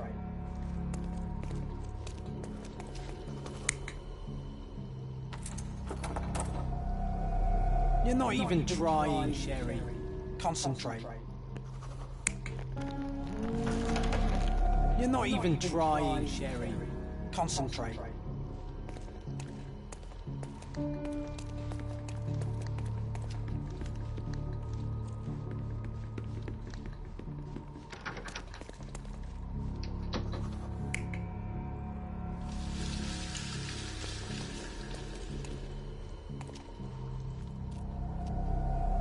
You're not even trying, Sherry.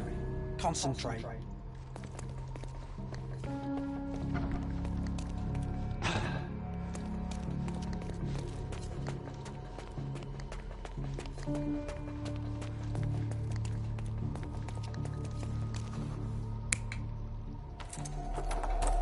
You're not even trying, Sherry. Concentrate.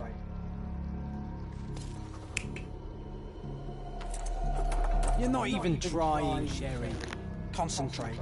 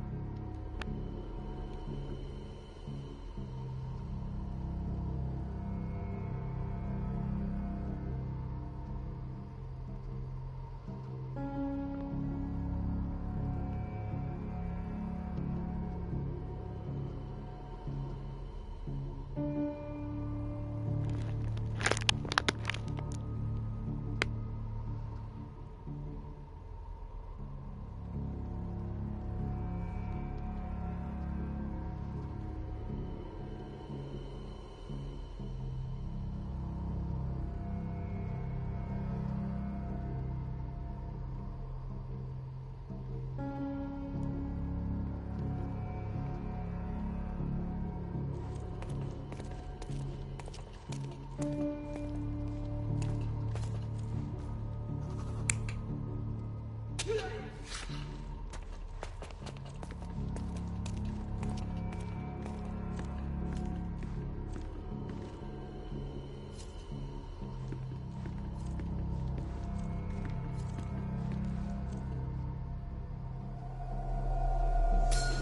bottle was used as a weapon during a scuffle in the smoking lounge. Then, to ensure no one would interrupt, the murderer locked the door. The unconscious body of the victim was moved to the altar room. Once the body was on the altar, the murderer thrust the dagger into the victim's heart.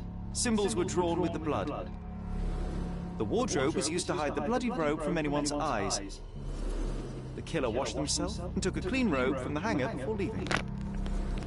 Are you all right? You're on the floor, not moving. I think I know what happened here. I'm starting to put the pieces together. Fabio was stabbed. I see nothing gets past you, Werner. Yes, he was stabbed, but only after being knocked out in the next room and placed here. I do not yet know why. So, who's responsible? Well, it was one person working alone, and the murderer has now donned a robe. He or she could be hiding in plain sight. We have lost time, Werner, but your discretion may prove to be a benediction after all.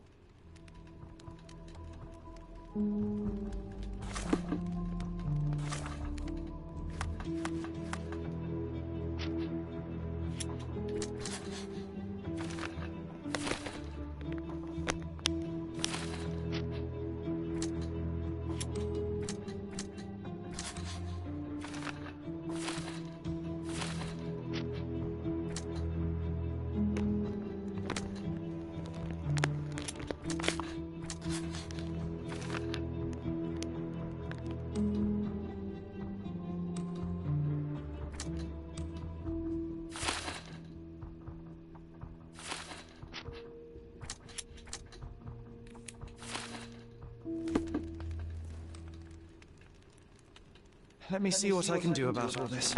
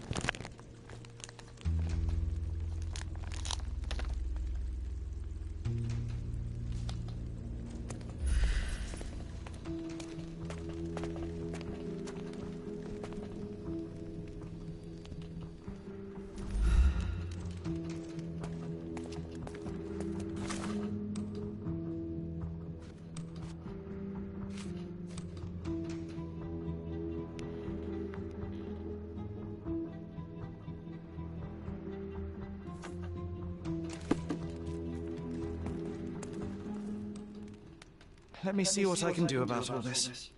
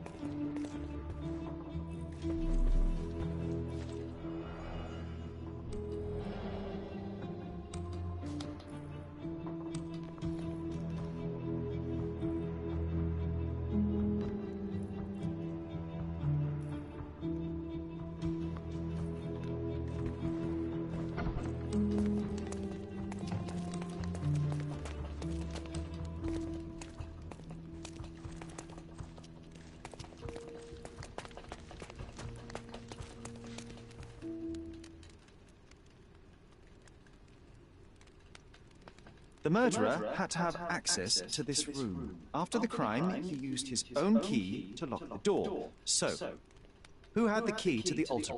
I'm not sure. As a special guest, I was provided one by Mr. Manchios. He should be able to tell you of any others. Where can I find him? Most likely in the main hall, entertaining his guests. He has a mask with golden stars. You can't miss him. But please be discreet. We don't want to risk disturbing the revelry.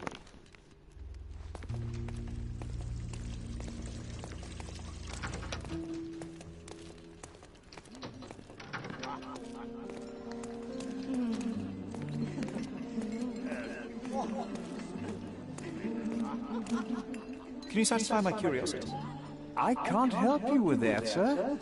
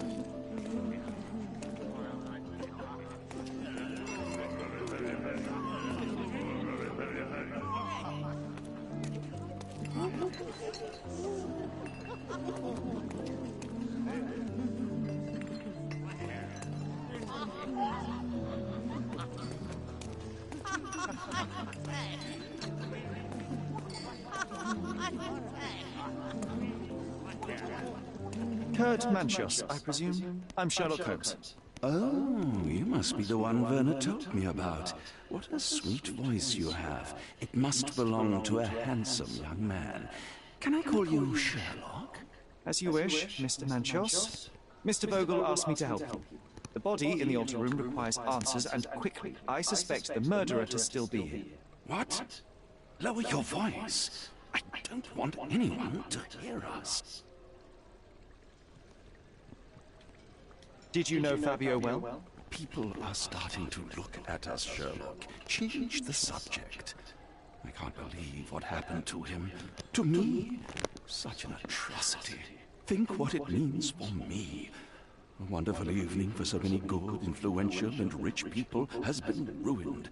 I have betrayed all my promises of exotic delights. I don't understand. Surely a murder would affect your reputation to a greater extent. Please, isn't this why you are here? I thought you were a silent magician.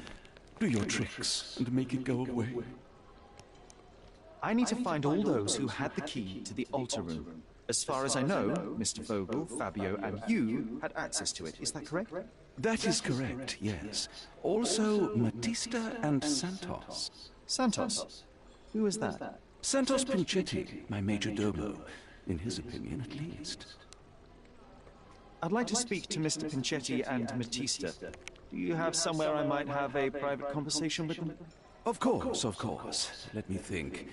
Matista is entertaining the guests somewhere, and Santos... Oh, yes. He will be busy with the servants. Or the cook. What's that noise? What's going on?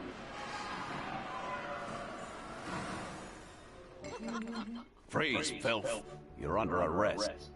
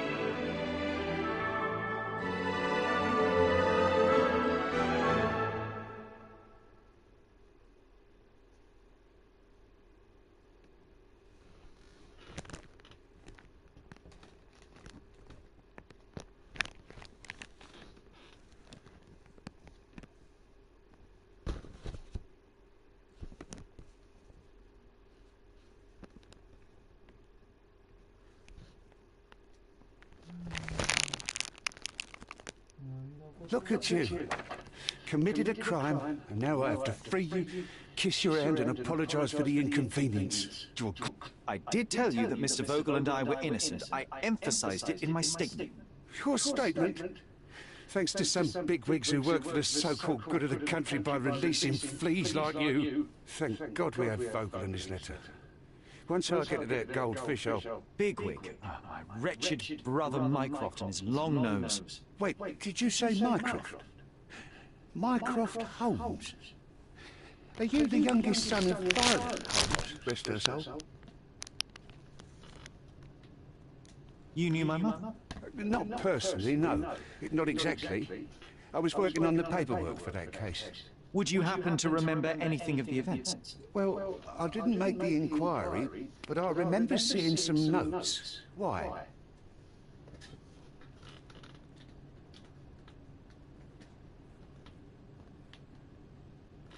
Perhaps we can negotiate. I could be quite useful. Huh. Got you hooked, right? You know what? Stark and the others think they're the smartest here, thanks to you. Let me get this straight. Are you listening to me, lad? I'm all ears. Take this case. Report to me only, to Constable Harvey Oswald. I'll leave everything I have on this table. Find the murderer. Be a real copper. Question the suspects, make them sing, give me something substantial. And if Mr. Vogel is not a suspect? If he's innocent, then you can take your favourite degenerate away from here. If you slip or mess with the evidence, then trust me, your brother won't save you from my bludgeon. Meanwhile, I'll be checking the archive for you. If anybody asks, then you're a consulting detective. Let's make a start then, partner.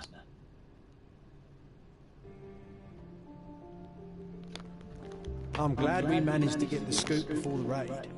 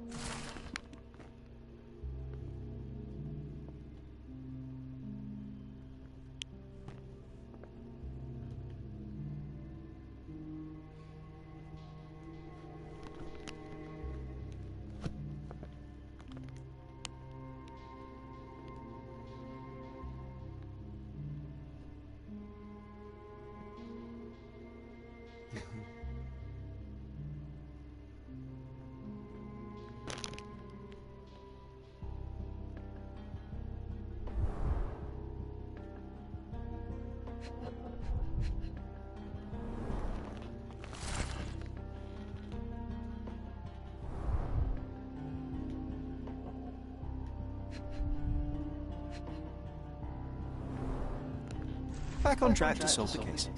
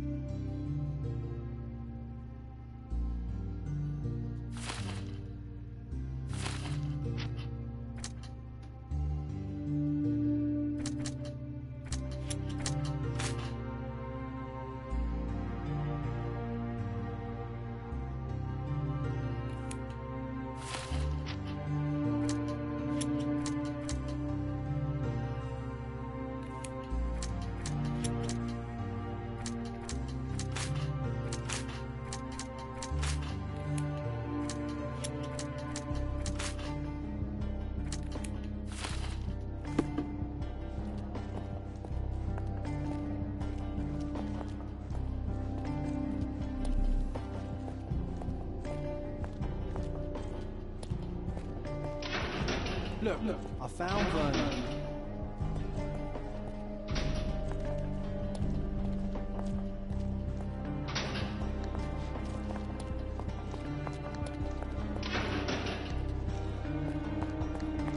This area is restricted.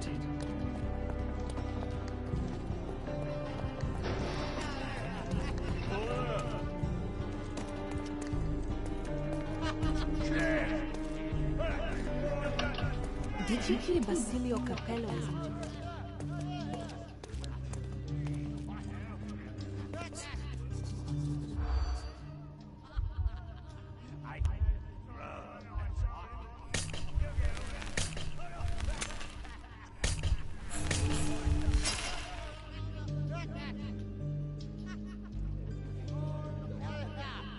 Did you hear Basilio?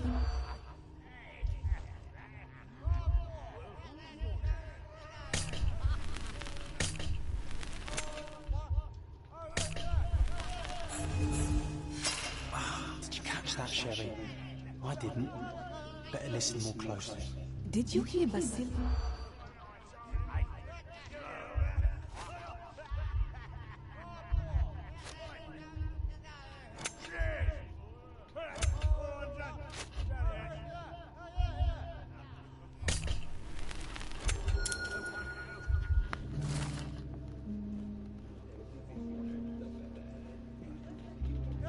In the police. Let's pretend to be cops, eh? We can just stand around and look confused.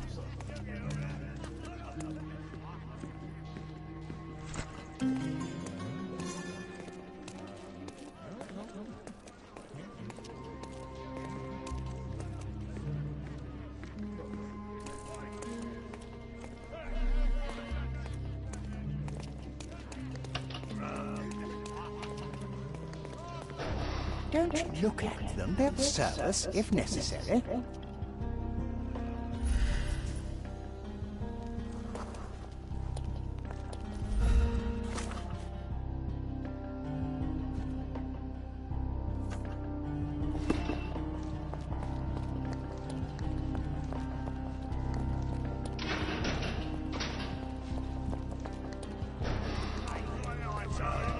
May I ask for your assistance? Excuse me? What? I'm not sure I know. Don't look at them. They'll serve us if necessary.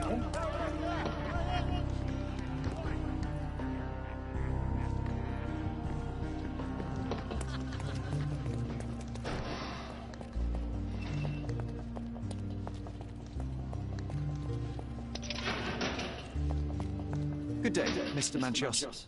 I am Constable Oswald's partner in this investigation. Be quick and gentle. Some of your colleagues are untrained boors. Although I don't mind meeting young officers, the new blood here. If you cooperate in finding Fabio's murderer, there will be no need to meet with the boars again. That voice. Vernus, friend? You're the policeman. What a disappointment. Only an undercover agent can scour a ditch full of deviants. I am a consulting detective, although I'm capable of replacing the entire department through my consultations. Sharp-tongued, I like it. May I presume this tongue will get us out of this trouble? I would be so indebted and glad to repay you. Nothing's changed. I'm looking for the murderer. That's the only way to get us out of trouble. But it shouldn't take much time, correct? We're all busy after all. I need to examine you first.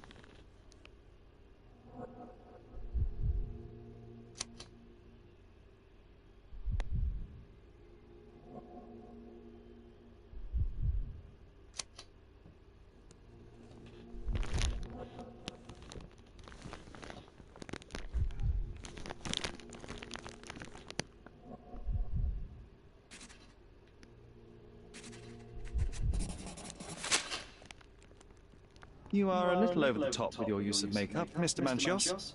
Is it so difficult for you to acknowledge your age? Well, Sherlock, that's easy for you to say to an old man when you look as though you are barely 15. But still, it shouldn't be an issue for someone of your status. For people of my age, it isn't an issue, no. But the younger ones can be so afraid of wrinkles and grey flecks. I have to adapt. Such a methodical man who cares for his body but misses the soap under his fingernails. Are you so impatient, or perhaps even impulsive? I wouldn't call myself that. Silly little details. If I missed it, it wasn't important. Or rather, it was less important than who or what I was focused on. What was Fabio like? His personality, his habits? Anything you can tell me? He was the brightest star of my parties. Young, magnetic, and full of energy. I don't even want to mention his beauty. Otherwise, I'll be sobbing. An expensive champion, I imagine. His performances were flawless. He deserved his payment. Do you think he was murdered because of money? Possibly. What about the other guests? Were they used to opening their wallets as well? I wouldn't restrict my guests from anything. I'm sure Fabio received a few coins from others for his services.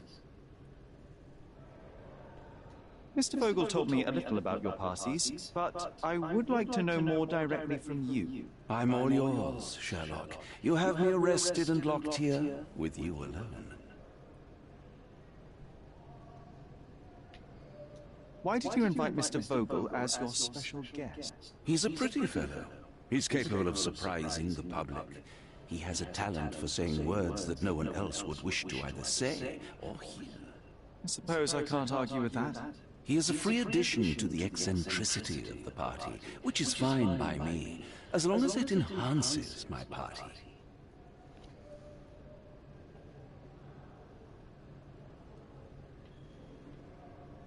I'd like to know who you usually invite to your parties. Free minds who are able to leave reality for an evening, who can taste forbidden fruit without prejudice. There is nothing that quite spices up life like these parties, assuming one is old enough and has worked many years for the good of one's country. Oh, true laborers, I see.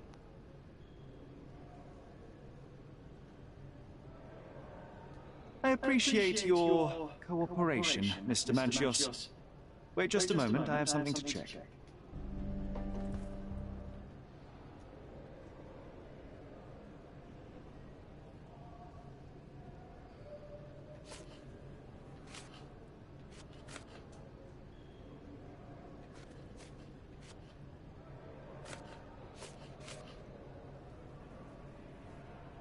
You'd better ask someone else. That's not something I know much about.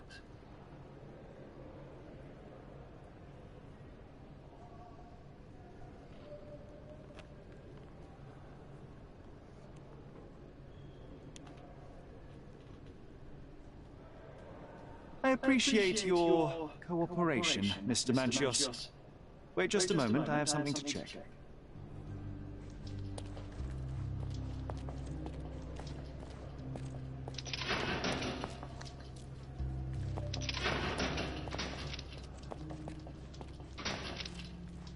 I'm Sherlock Holmes. I'm helping Constable Oswald. You are Matista, Fabio's friend. This body, yes, it's Matista.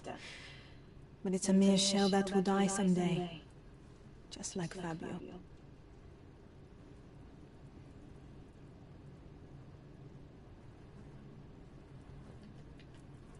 Fabio knew the risks. Selling his body to degenerates who hid behind robes and masks, it could not end well. That's only your distorted understanding of safety.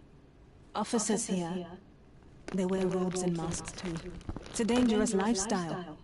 But it's not as though we were given many other choices. I'm just here to ask questions and find Fabio's murderer. It will not bring Fabio back.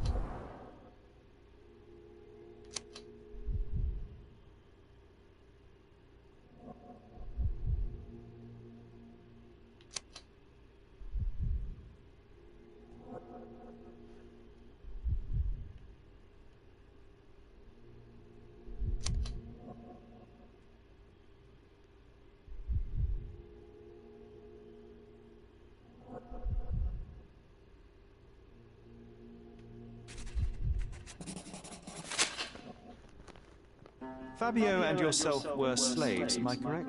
You have a similar branding on your body. Yes. It was a long time ago.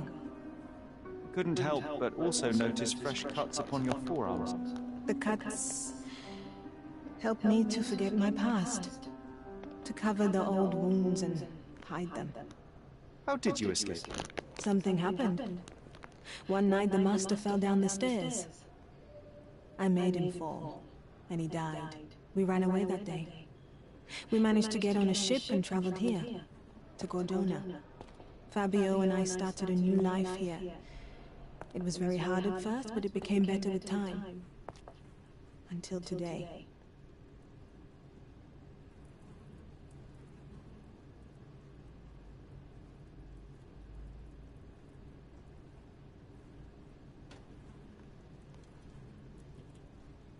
The bruises on your neck are not self-inflicted.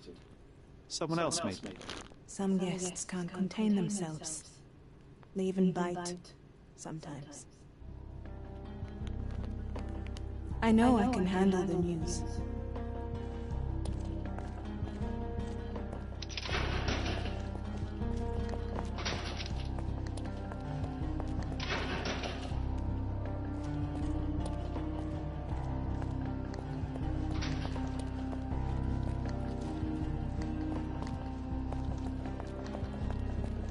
Werner, are you all right?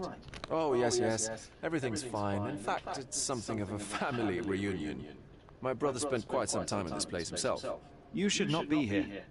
I told the police everything I knew, but they refused to let you go. They require proof to free you. Ha! What did you expect? The mighty Sherlock Holmes swans in and tells the officers what to think, and the world obeys? Of course not. Anyway, I struck a deal with the constable, and I've got a free hand in the investigation. I find proof to solve the case for him. He obtains files about my mother's death for me. Well done. If one has the power or will and can act, then one must. I wonder, suppose you couldn't get the proof to your truth. Would you tell a lie to the guard that enabled my freedom, knowing my innocence? Would that not be just? There are lines I will not cross, Werner. I will do my best to secure your release, but with proof, not deception. Really? How many white lies have you told on this island? Why not for me? Why not another? That is absurd. I can resolve this without compromises. Do not give up hope. Let me see what I can do about all this.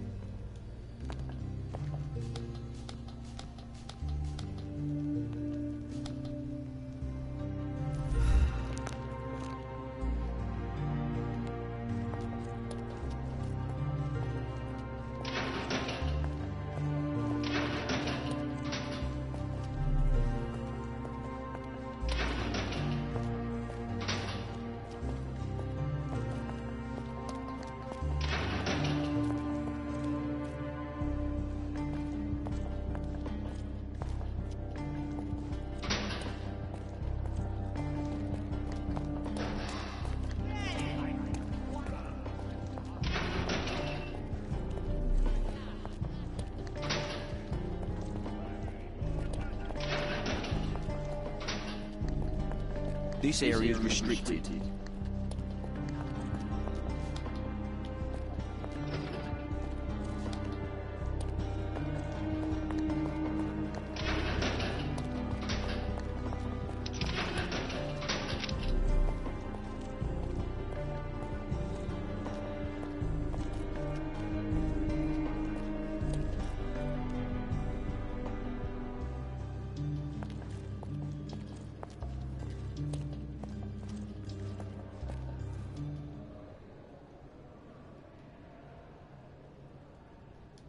I appreciate your cooperation.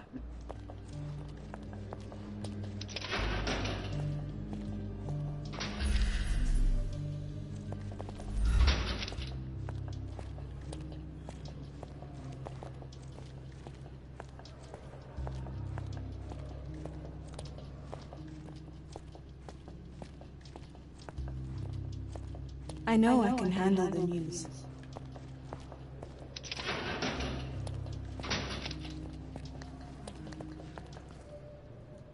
Let me see what I can do about all this. Let me see what I can do about all this.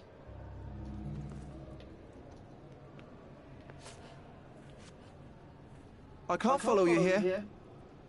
I can't follow you here. I'm not supposed to know anything about this. I'm not supposed to know anything about this. I don't think I can tell you anything about this. I have learned who told the police about the crime. It was Santos Pinchetti. Do I know him? The major domo of the manor. He cleans up after you? Well, then he does his job perfectly. All but invisible. I couldn't tell you the first thing about him. I know you can untangle this mess.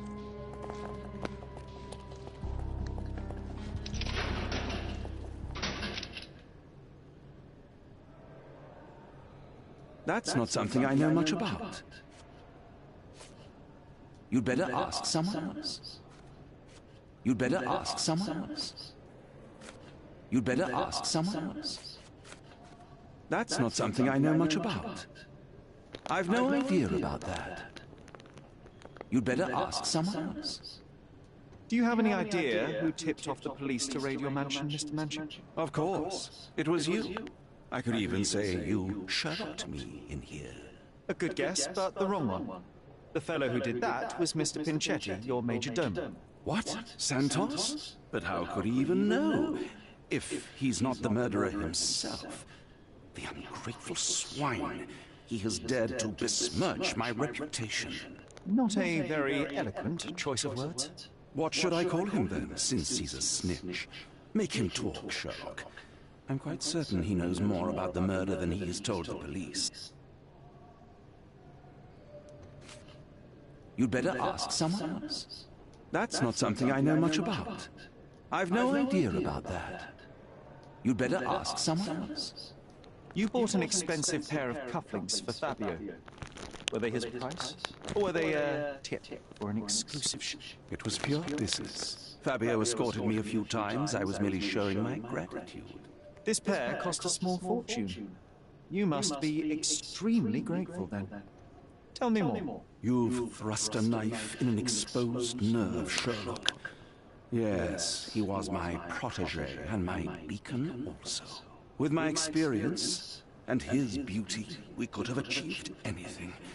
I had faith in him. I would have made him.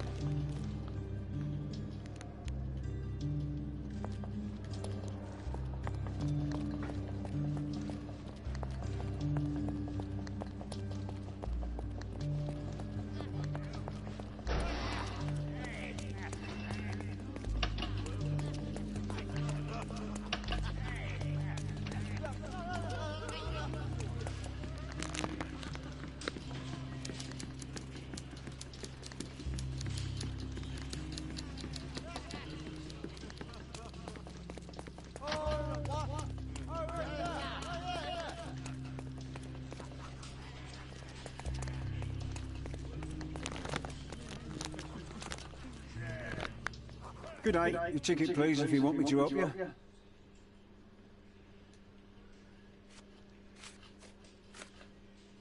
I'd like to check the evidence from this case. And who are you? Oswald sent me. I'm a consulting detective. His partner, then? Let me see. Ah, a ritual murder. What a bunch of degenerates. Wait a second. I'll bring it to the table.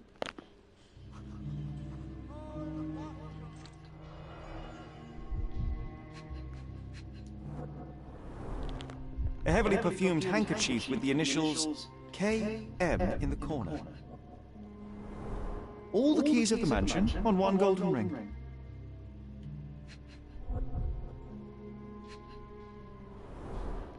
It's a miracle this ruby hasn't tempted anyone.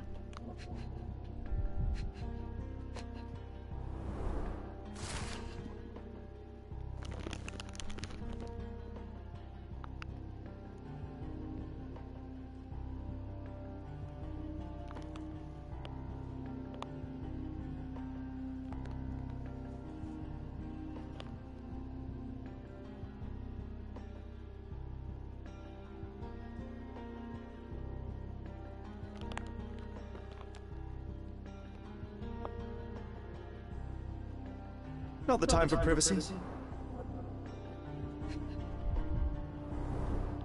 An emergency kit for boredom.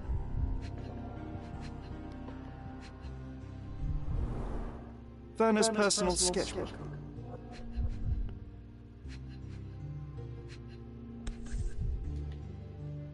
That's not for bedtime reading.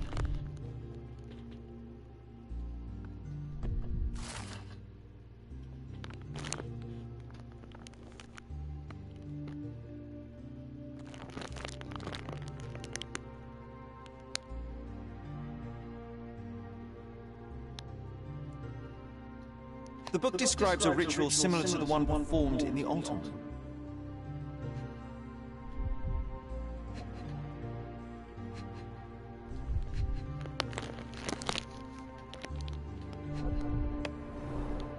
Her key to the altar room.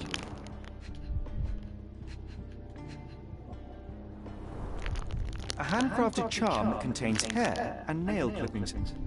Thank you, officer.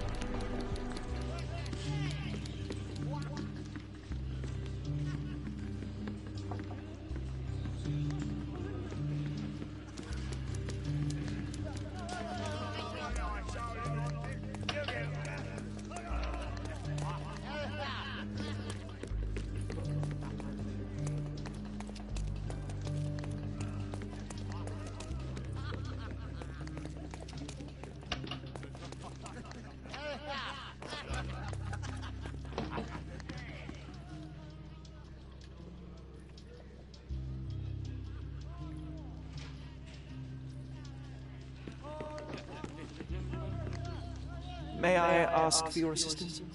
A solid question, sir, but I don't have the answer. Excuse me, just one question. Nothing I can tell you, sir, but others might know more.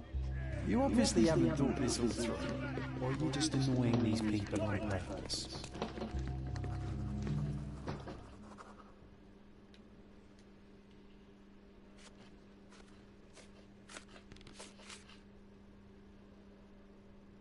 I've nothing to say about this. I don't think I can tell you anything about this. Have you considered Mr. Santos Pinchetti as a suspect? The snitch? Have you seen him? I mean, my breath could knock him down. What's so special about him? As a major domo, he has keys that open all the rooms, including the one to the crime scene. Could have testified only to circumvent suspicion, don't you think? We need to question him. Right. I'll send our men to fetch him. Stay here. They brought him in, Mr. Holmes.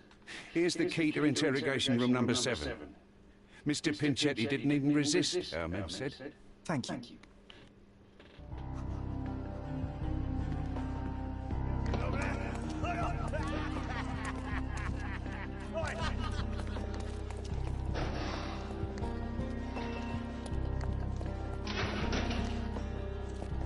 I can't go back to prison.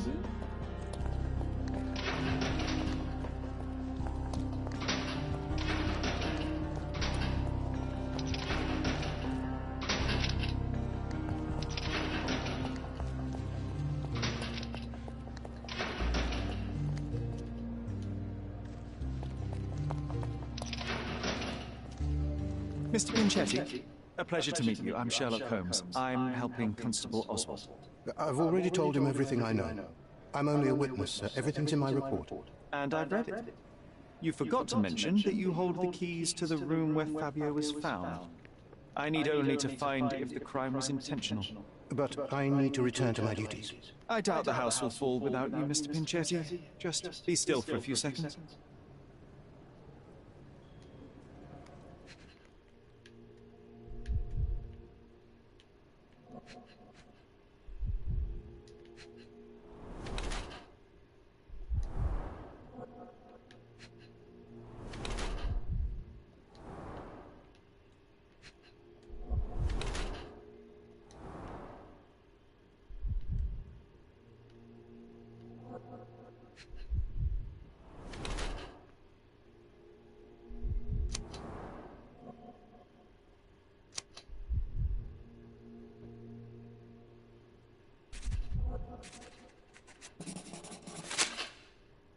You are the major domo of a rich mansion, and you seem barely able to afford decent clothing. You hide, under heavy makeup, a skin disease that might be treated with more onerous but less harmful means. Do you have money troubles? Do not have a lot of means. The pay is below what you might expect. But you could easily change your job if your employer does not meet your elementary means. One can change his employer, that is true. And the blood on your shoe, where does that come from? I don't actually know. Perhaps from a guest.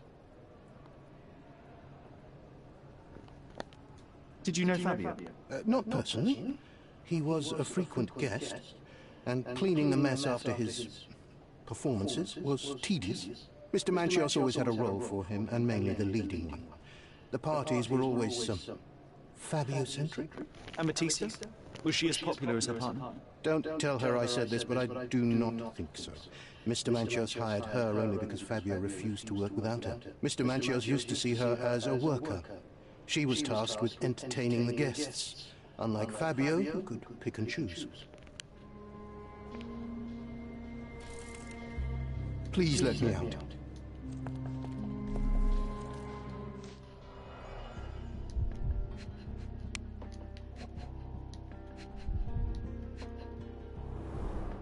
I recognize the key from the altar room among these.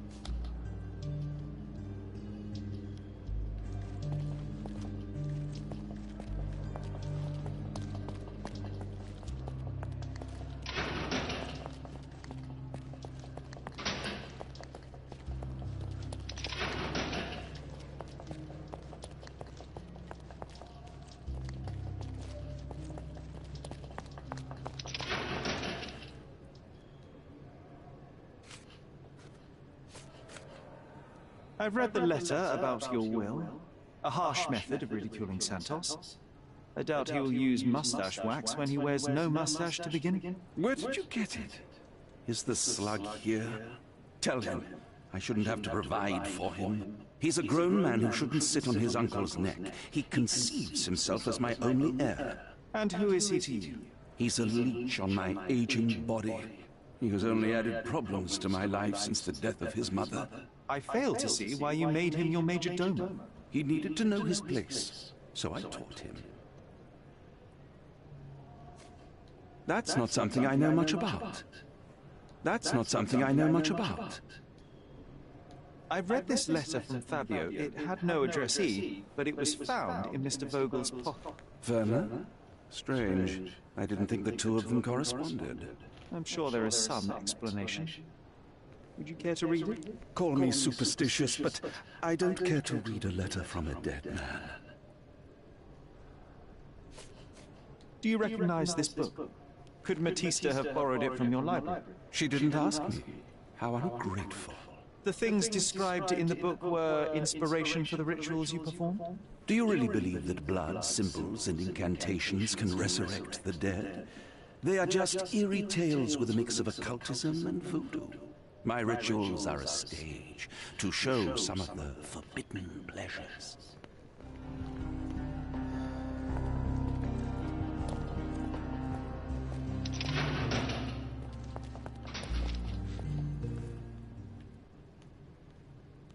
This book, The Power of Love, Blood, and Mandrake, what do you hope to achieve? To learn more about the invisible strengths that govern us. Occultism is real. The master who fell that night when Fabio and I escaped, I made him fall. I cast a spell on him and it worked. Or was it a coincidence? The universe is rarely so lazy. If you say so. I've nothing to add. I've nothing to add. I've nothing to say. I've nothing to say. This is the letter the police found in Mr. Vogel's pocket. Fabio wrote it. Do you know anything about it? I don't. Although I can feel Fabio's energy. It's there, but it refuses to let me analyze it. Do you practice occult rituals? For protection? For fortune? To wash away the ugliness of the world? Sometimes to survive. I have the gift, and I'm learning to use it better. Did you use your gift on Fabio? I only used white magic. Love charms lately. Fabio became so distant. I just wanted him to be with me, but I suppose I'm not as skilled as I thought.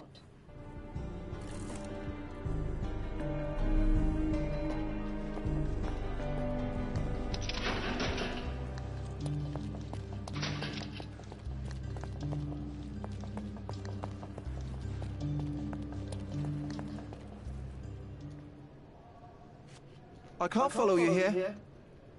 I'm not supposed to know anything about this. I can't follow you here. So the police found a letter from Fabio in your pocket? I cannot tell if it was truly in my pocket at all.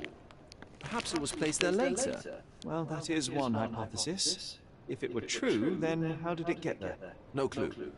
But this night has been rather eccentric. Such a detail could have easily eluded me. Indeed. Do you recall reading it? I can't remember that either. But I tend to respect privacy. Reading others' personal notes is not one of my perversities.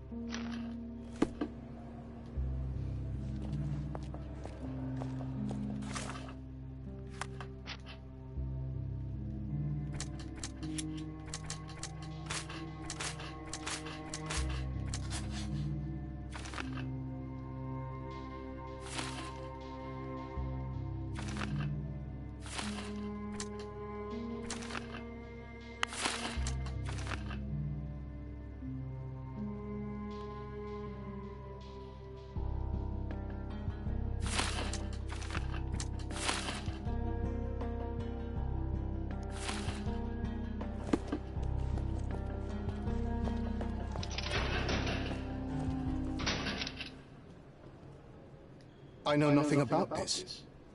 I can't help you. Don't expect me to know anything about it. Mr. Manchios says that you begged him to be included in the heritage. Isn't that a little extreme, even for a major domo? He's not only my employer, he's my uncle. And I'm his next of kin. The only one. Mr. Manchios flatly refuses to pay a family member. All I have to do is repay his so-called love, cleaning up the filth after perverts and decadents. He's imprisoned me. The best I can hope for is a new broom. That's why I wanted to have my part of the inheritance. Is it that bad? You have a roof above your head, a salary, and the status of a major domo. For God's sake. I'm forced to dye and stitch my threadbare clothes, and the holes in my shoes are painful. I'm ashamed every time a guest looks at me closely. Why do you think your uncle treats you this way? My mother, my uncle's sister, had me illegitimately. She died, and I was given the surname of one of her maids. But you are entitled to some of the money that belongs to your family. He thinks not. I was not responsible for my mother's death. I work hard, and he pays me nothing. I feed on the leftovers. While he wastes our estate's property on decadent parties, he paid Fabio handsomely and showered him with expensive gifts for their disgusting relationship.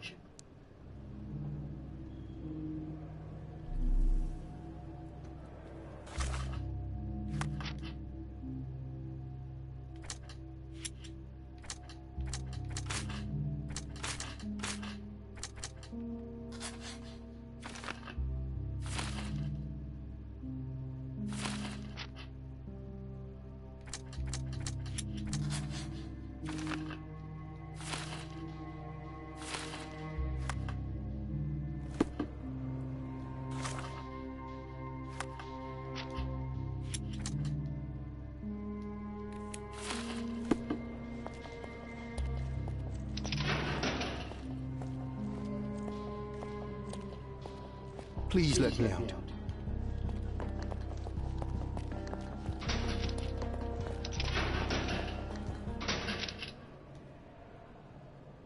There is undeniable evidence that you were the original recipient of this.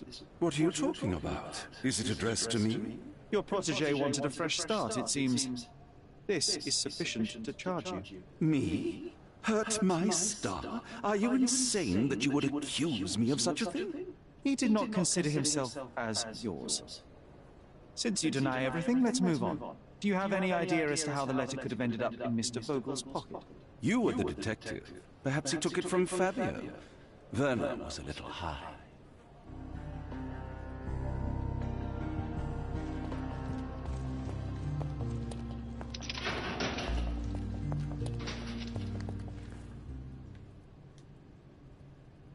Could Fabio have written this letter to Kurt Mancho? Oh. That could be. I never thought Mr. Manchios could make Fabio that angry, though. What do you mean? Well, Fabio wanted to disassociate from Mr. Manchios. Clients who are in love are both a blessing and a curse. But Fabio was here tonight. Money. In our line of work, we can't afford to turn down clients who pay as well as Kurt Manchios. Was Fabio afraid of Mr. Mancho? Not at all. The old toad wouldn't dare to do more than sweet talk and touching. Talk can be forgotten, and touching washed away.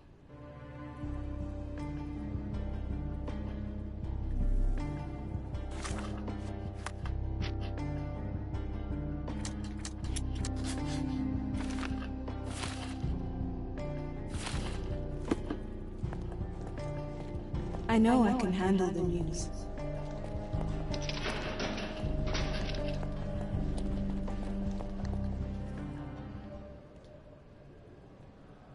I have reason to believe that the intended recipient of the incriminating letter may have been Kurt Mancho. Well, that makes sense. Too bad I can't remember how I came to possess it.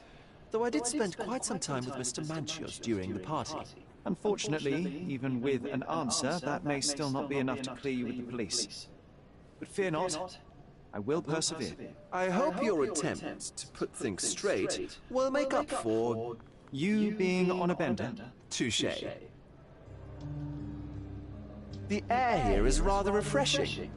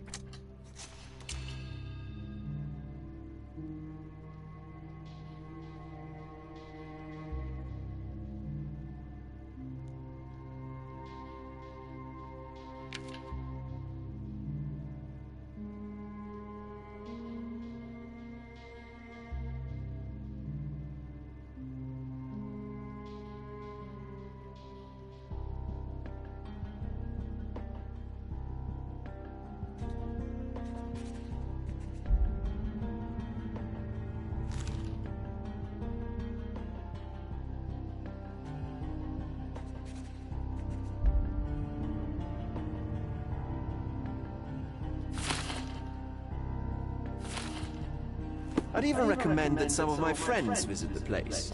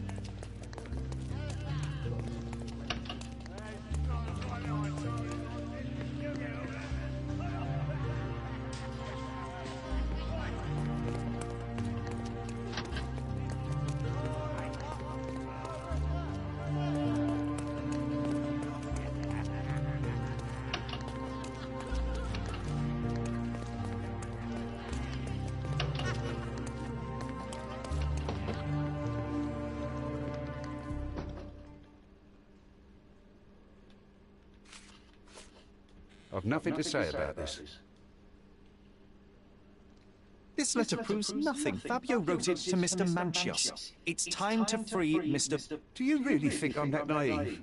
I need proof, not words from his friend. Very well. Mr. Pinchetti told me that Mr. Manchios was lavishing Fabio with expensive and eccentric gifts. The letter mentions rich rewards and attempts to buy Fabio with them.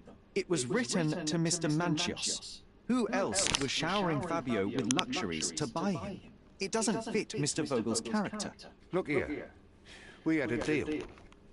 Give me the murderer and then take your friend with you. I won't budge otherwise. Well, fine, but you're just wasting time. Continue our investigation while I look for the papers.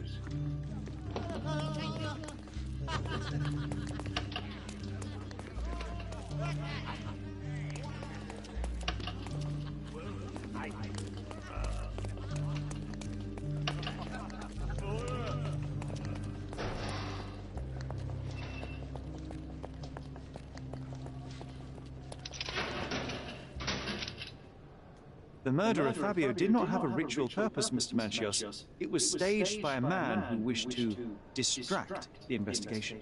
That might be true. That poor girl Matista wouldn't dare to kill the only man who cared for her. So, Santos? Mr. Pinchetti snatched at the chance to solve his problems. Ungrateful little scum. Will he be executed? But what for? He informed the police as to the crime, that was all. He couldn't stage the ritual, but he found the body, I believe. I can't believe it. Why did Werner do it? Mr. Vogel. He had no reason, and he won't be a scapegoat as you plan. You put Fabio's letter in his pocket when he was intoxicated, didn't you? You can't be serious.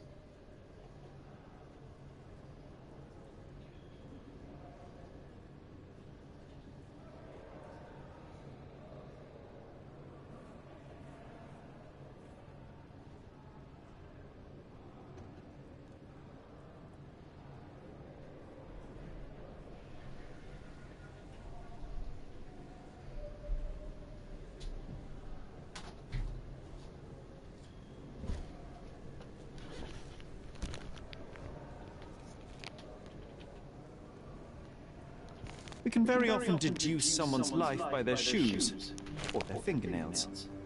You are a meticulous person, but this murder was fairly traumatic and filthy.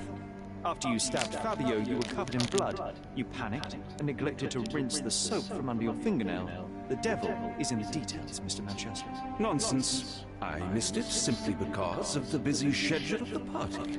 Of course, a staged murder was certainly not planned.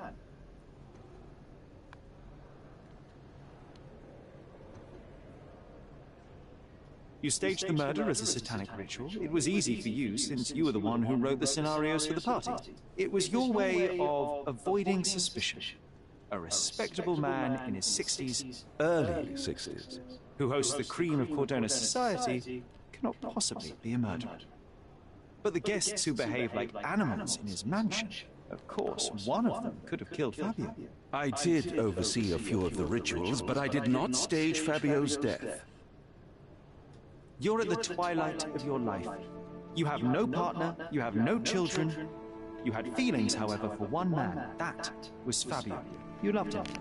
That is, you wished to own him, with money and gifts. But he was also a free mind, was he not? He turned his back on you. Quite unjust. Love, so cruel and painful, and Fabio, with his words and deeds, made you feel the more wretched. So you killed him. You must surely perceive that my sensitive nature wouldn't allow me to hurt anyone.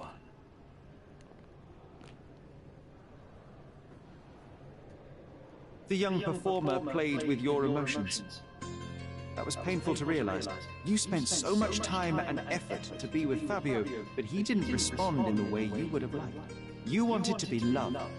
Fabio shattered your dreams. In the smoking lounge, he teased and mocked you. He wanted you to suffer by offering himself to others. The deception was unbearable.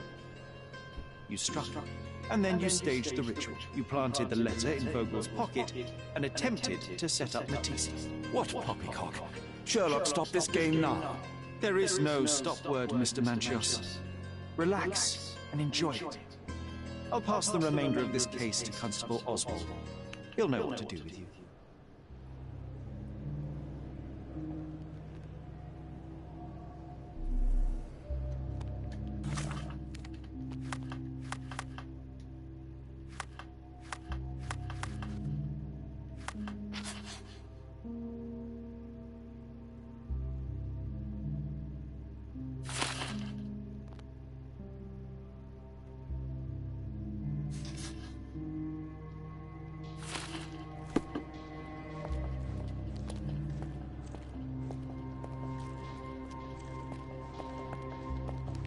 I can't believe you dare to accuse me.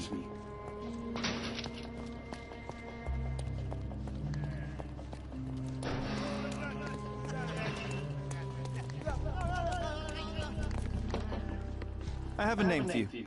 Kurt Manchios. Is that so? The Master of the Sabbath? The man himself. Mr. Manchios couldn't stand to lose control over his lover. A deadly revenge that deserves a proper sentence. I have all the evidence to charge him. A degenerate and a murderer. I'll make a name thanks to that for sure. As for my part, not everything was in place. Perhaps some documents were transferred somewhere else, but I couldn't find a trace of them. Then I remembered. The discarded document drawers where we put the lost papers or the badly labelled ones. Including the crime scene report of Violet Holmes's case. Everything I found is on the desk here. Take it. Your persistence has saved me. Yeah, well, we had a deal after all. Your friend is free then. You can leave. Good luck, Constable.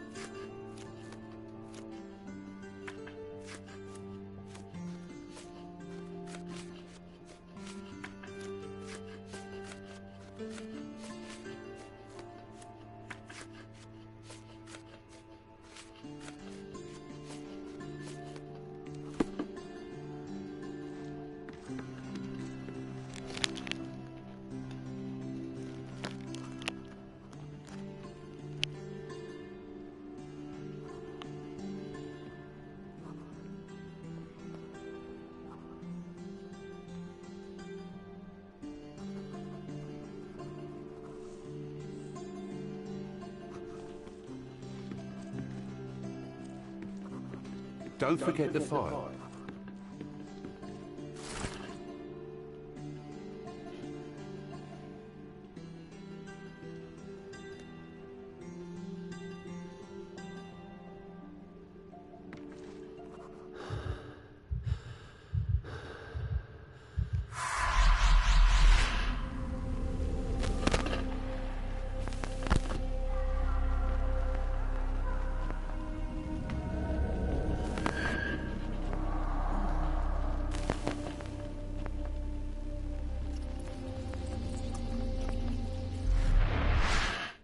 garden.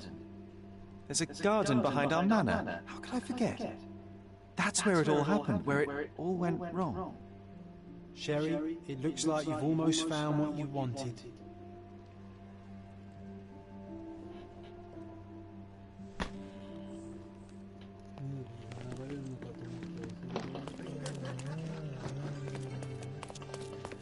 Oh, you did it, Sherlock! The case is closed, and all rewards belong to the winner. Bravo! It is merely the triumph of the truth. Is it? No compromises? No lies? You're happy with your decisions?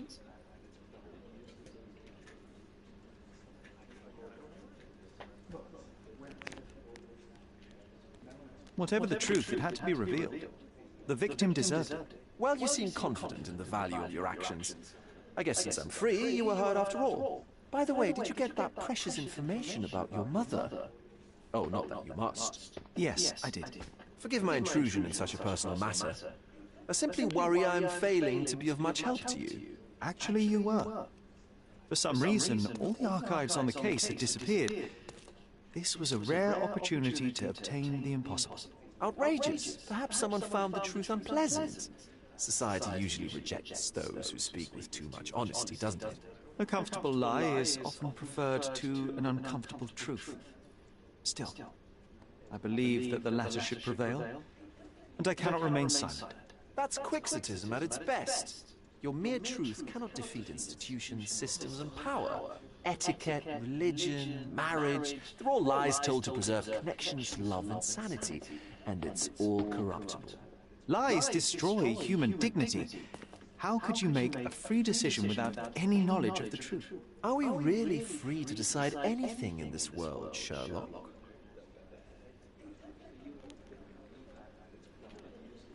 Oh, yes. It's a struggle, but yes, we can make our own decisions. That's what I fight for. What an endless fight it is. Will you ever give yourself a break, Sherlock? You're a walking contradiction, Sherlock. You refuse to lie to others, but constantly lie to yourself. How long until the train comes off the track? I cannot look away, but perhaps I should take a few steps back. You're an accident waiting to happen, dear. Until then, I shall bid you adieu.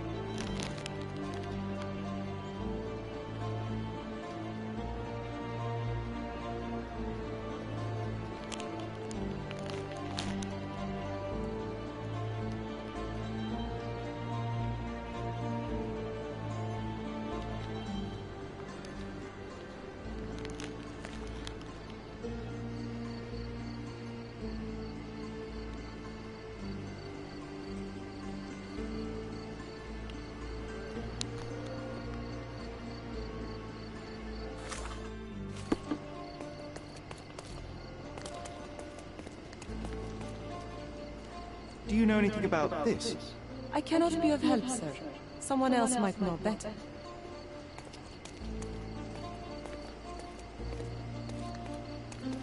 Here, grab a seat. Here, grab a seat. You even brought a book, huh?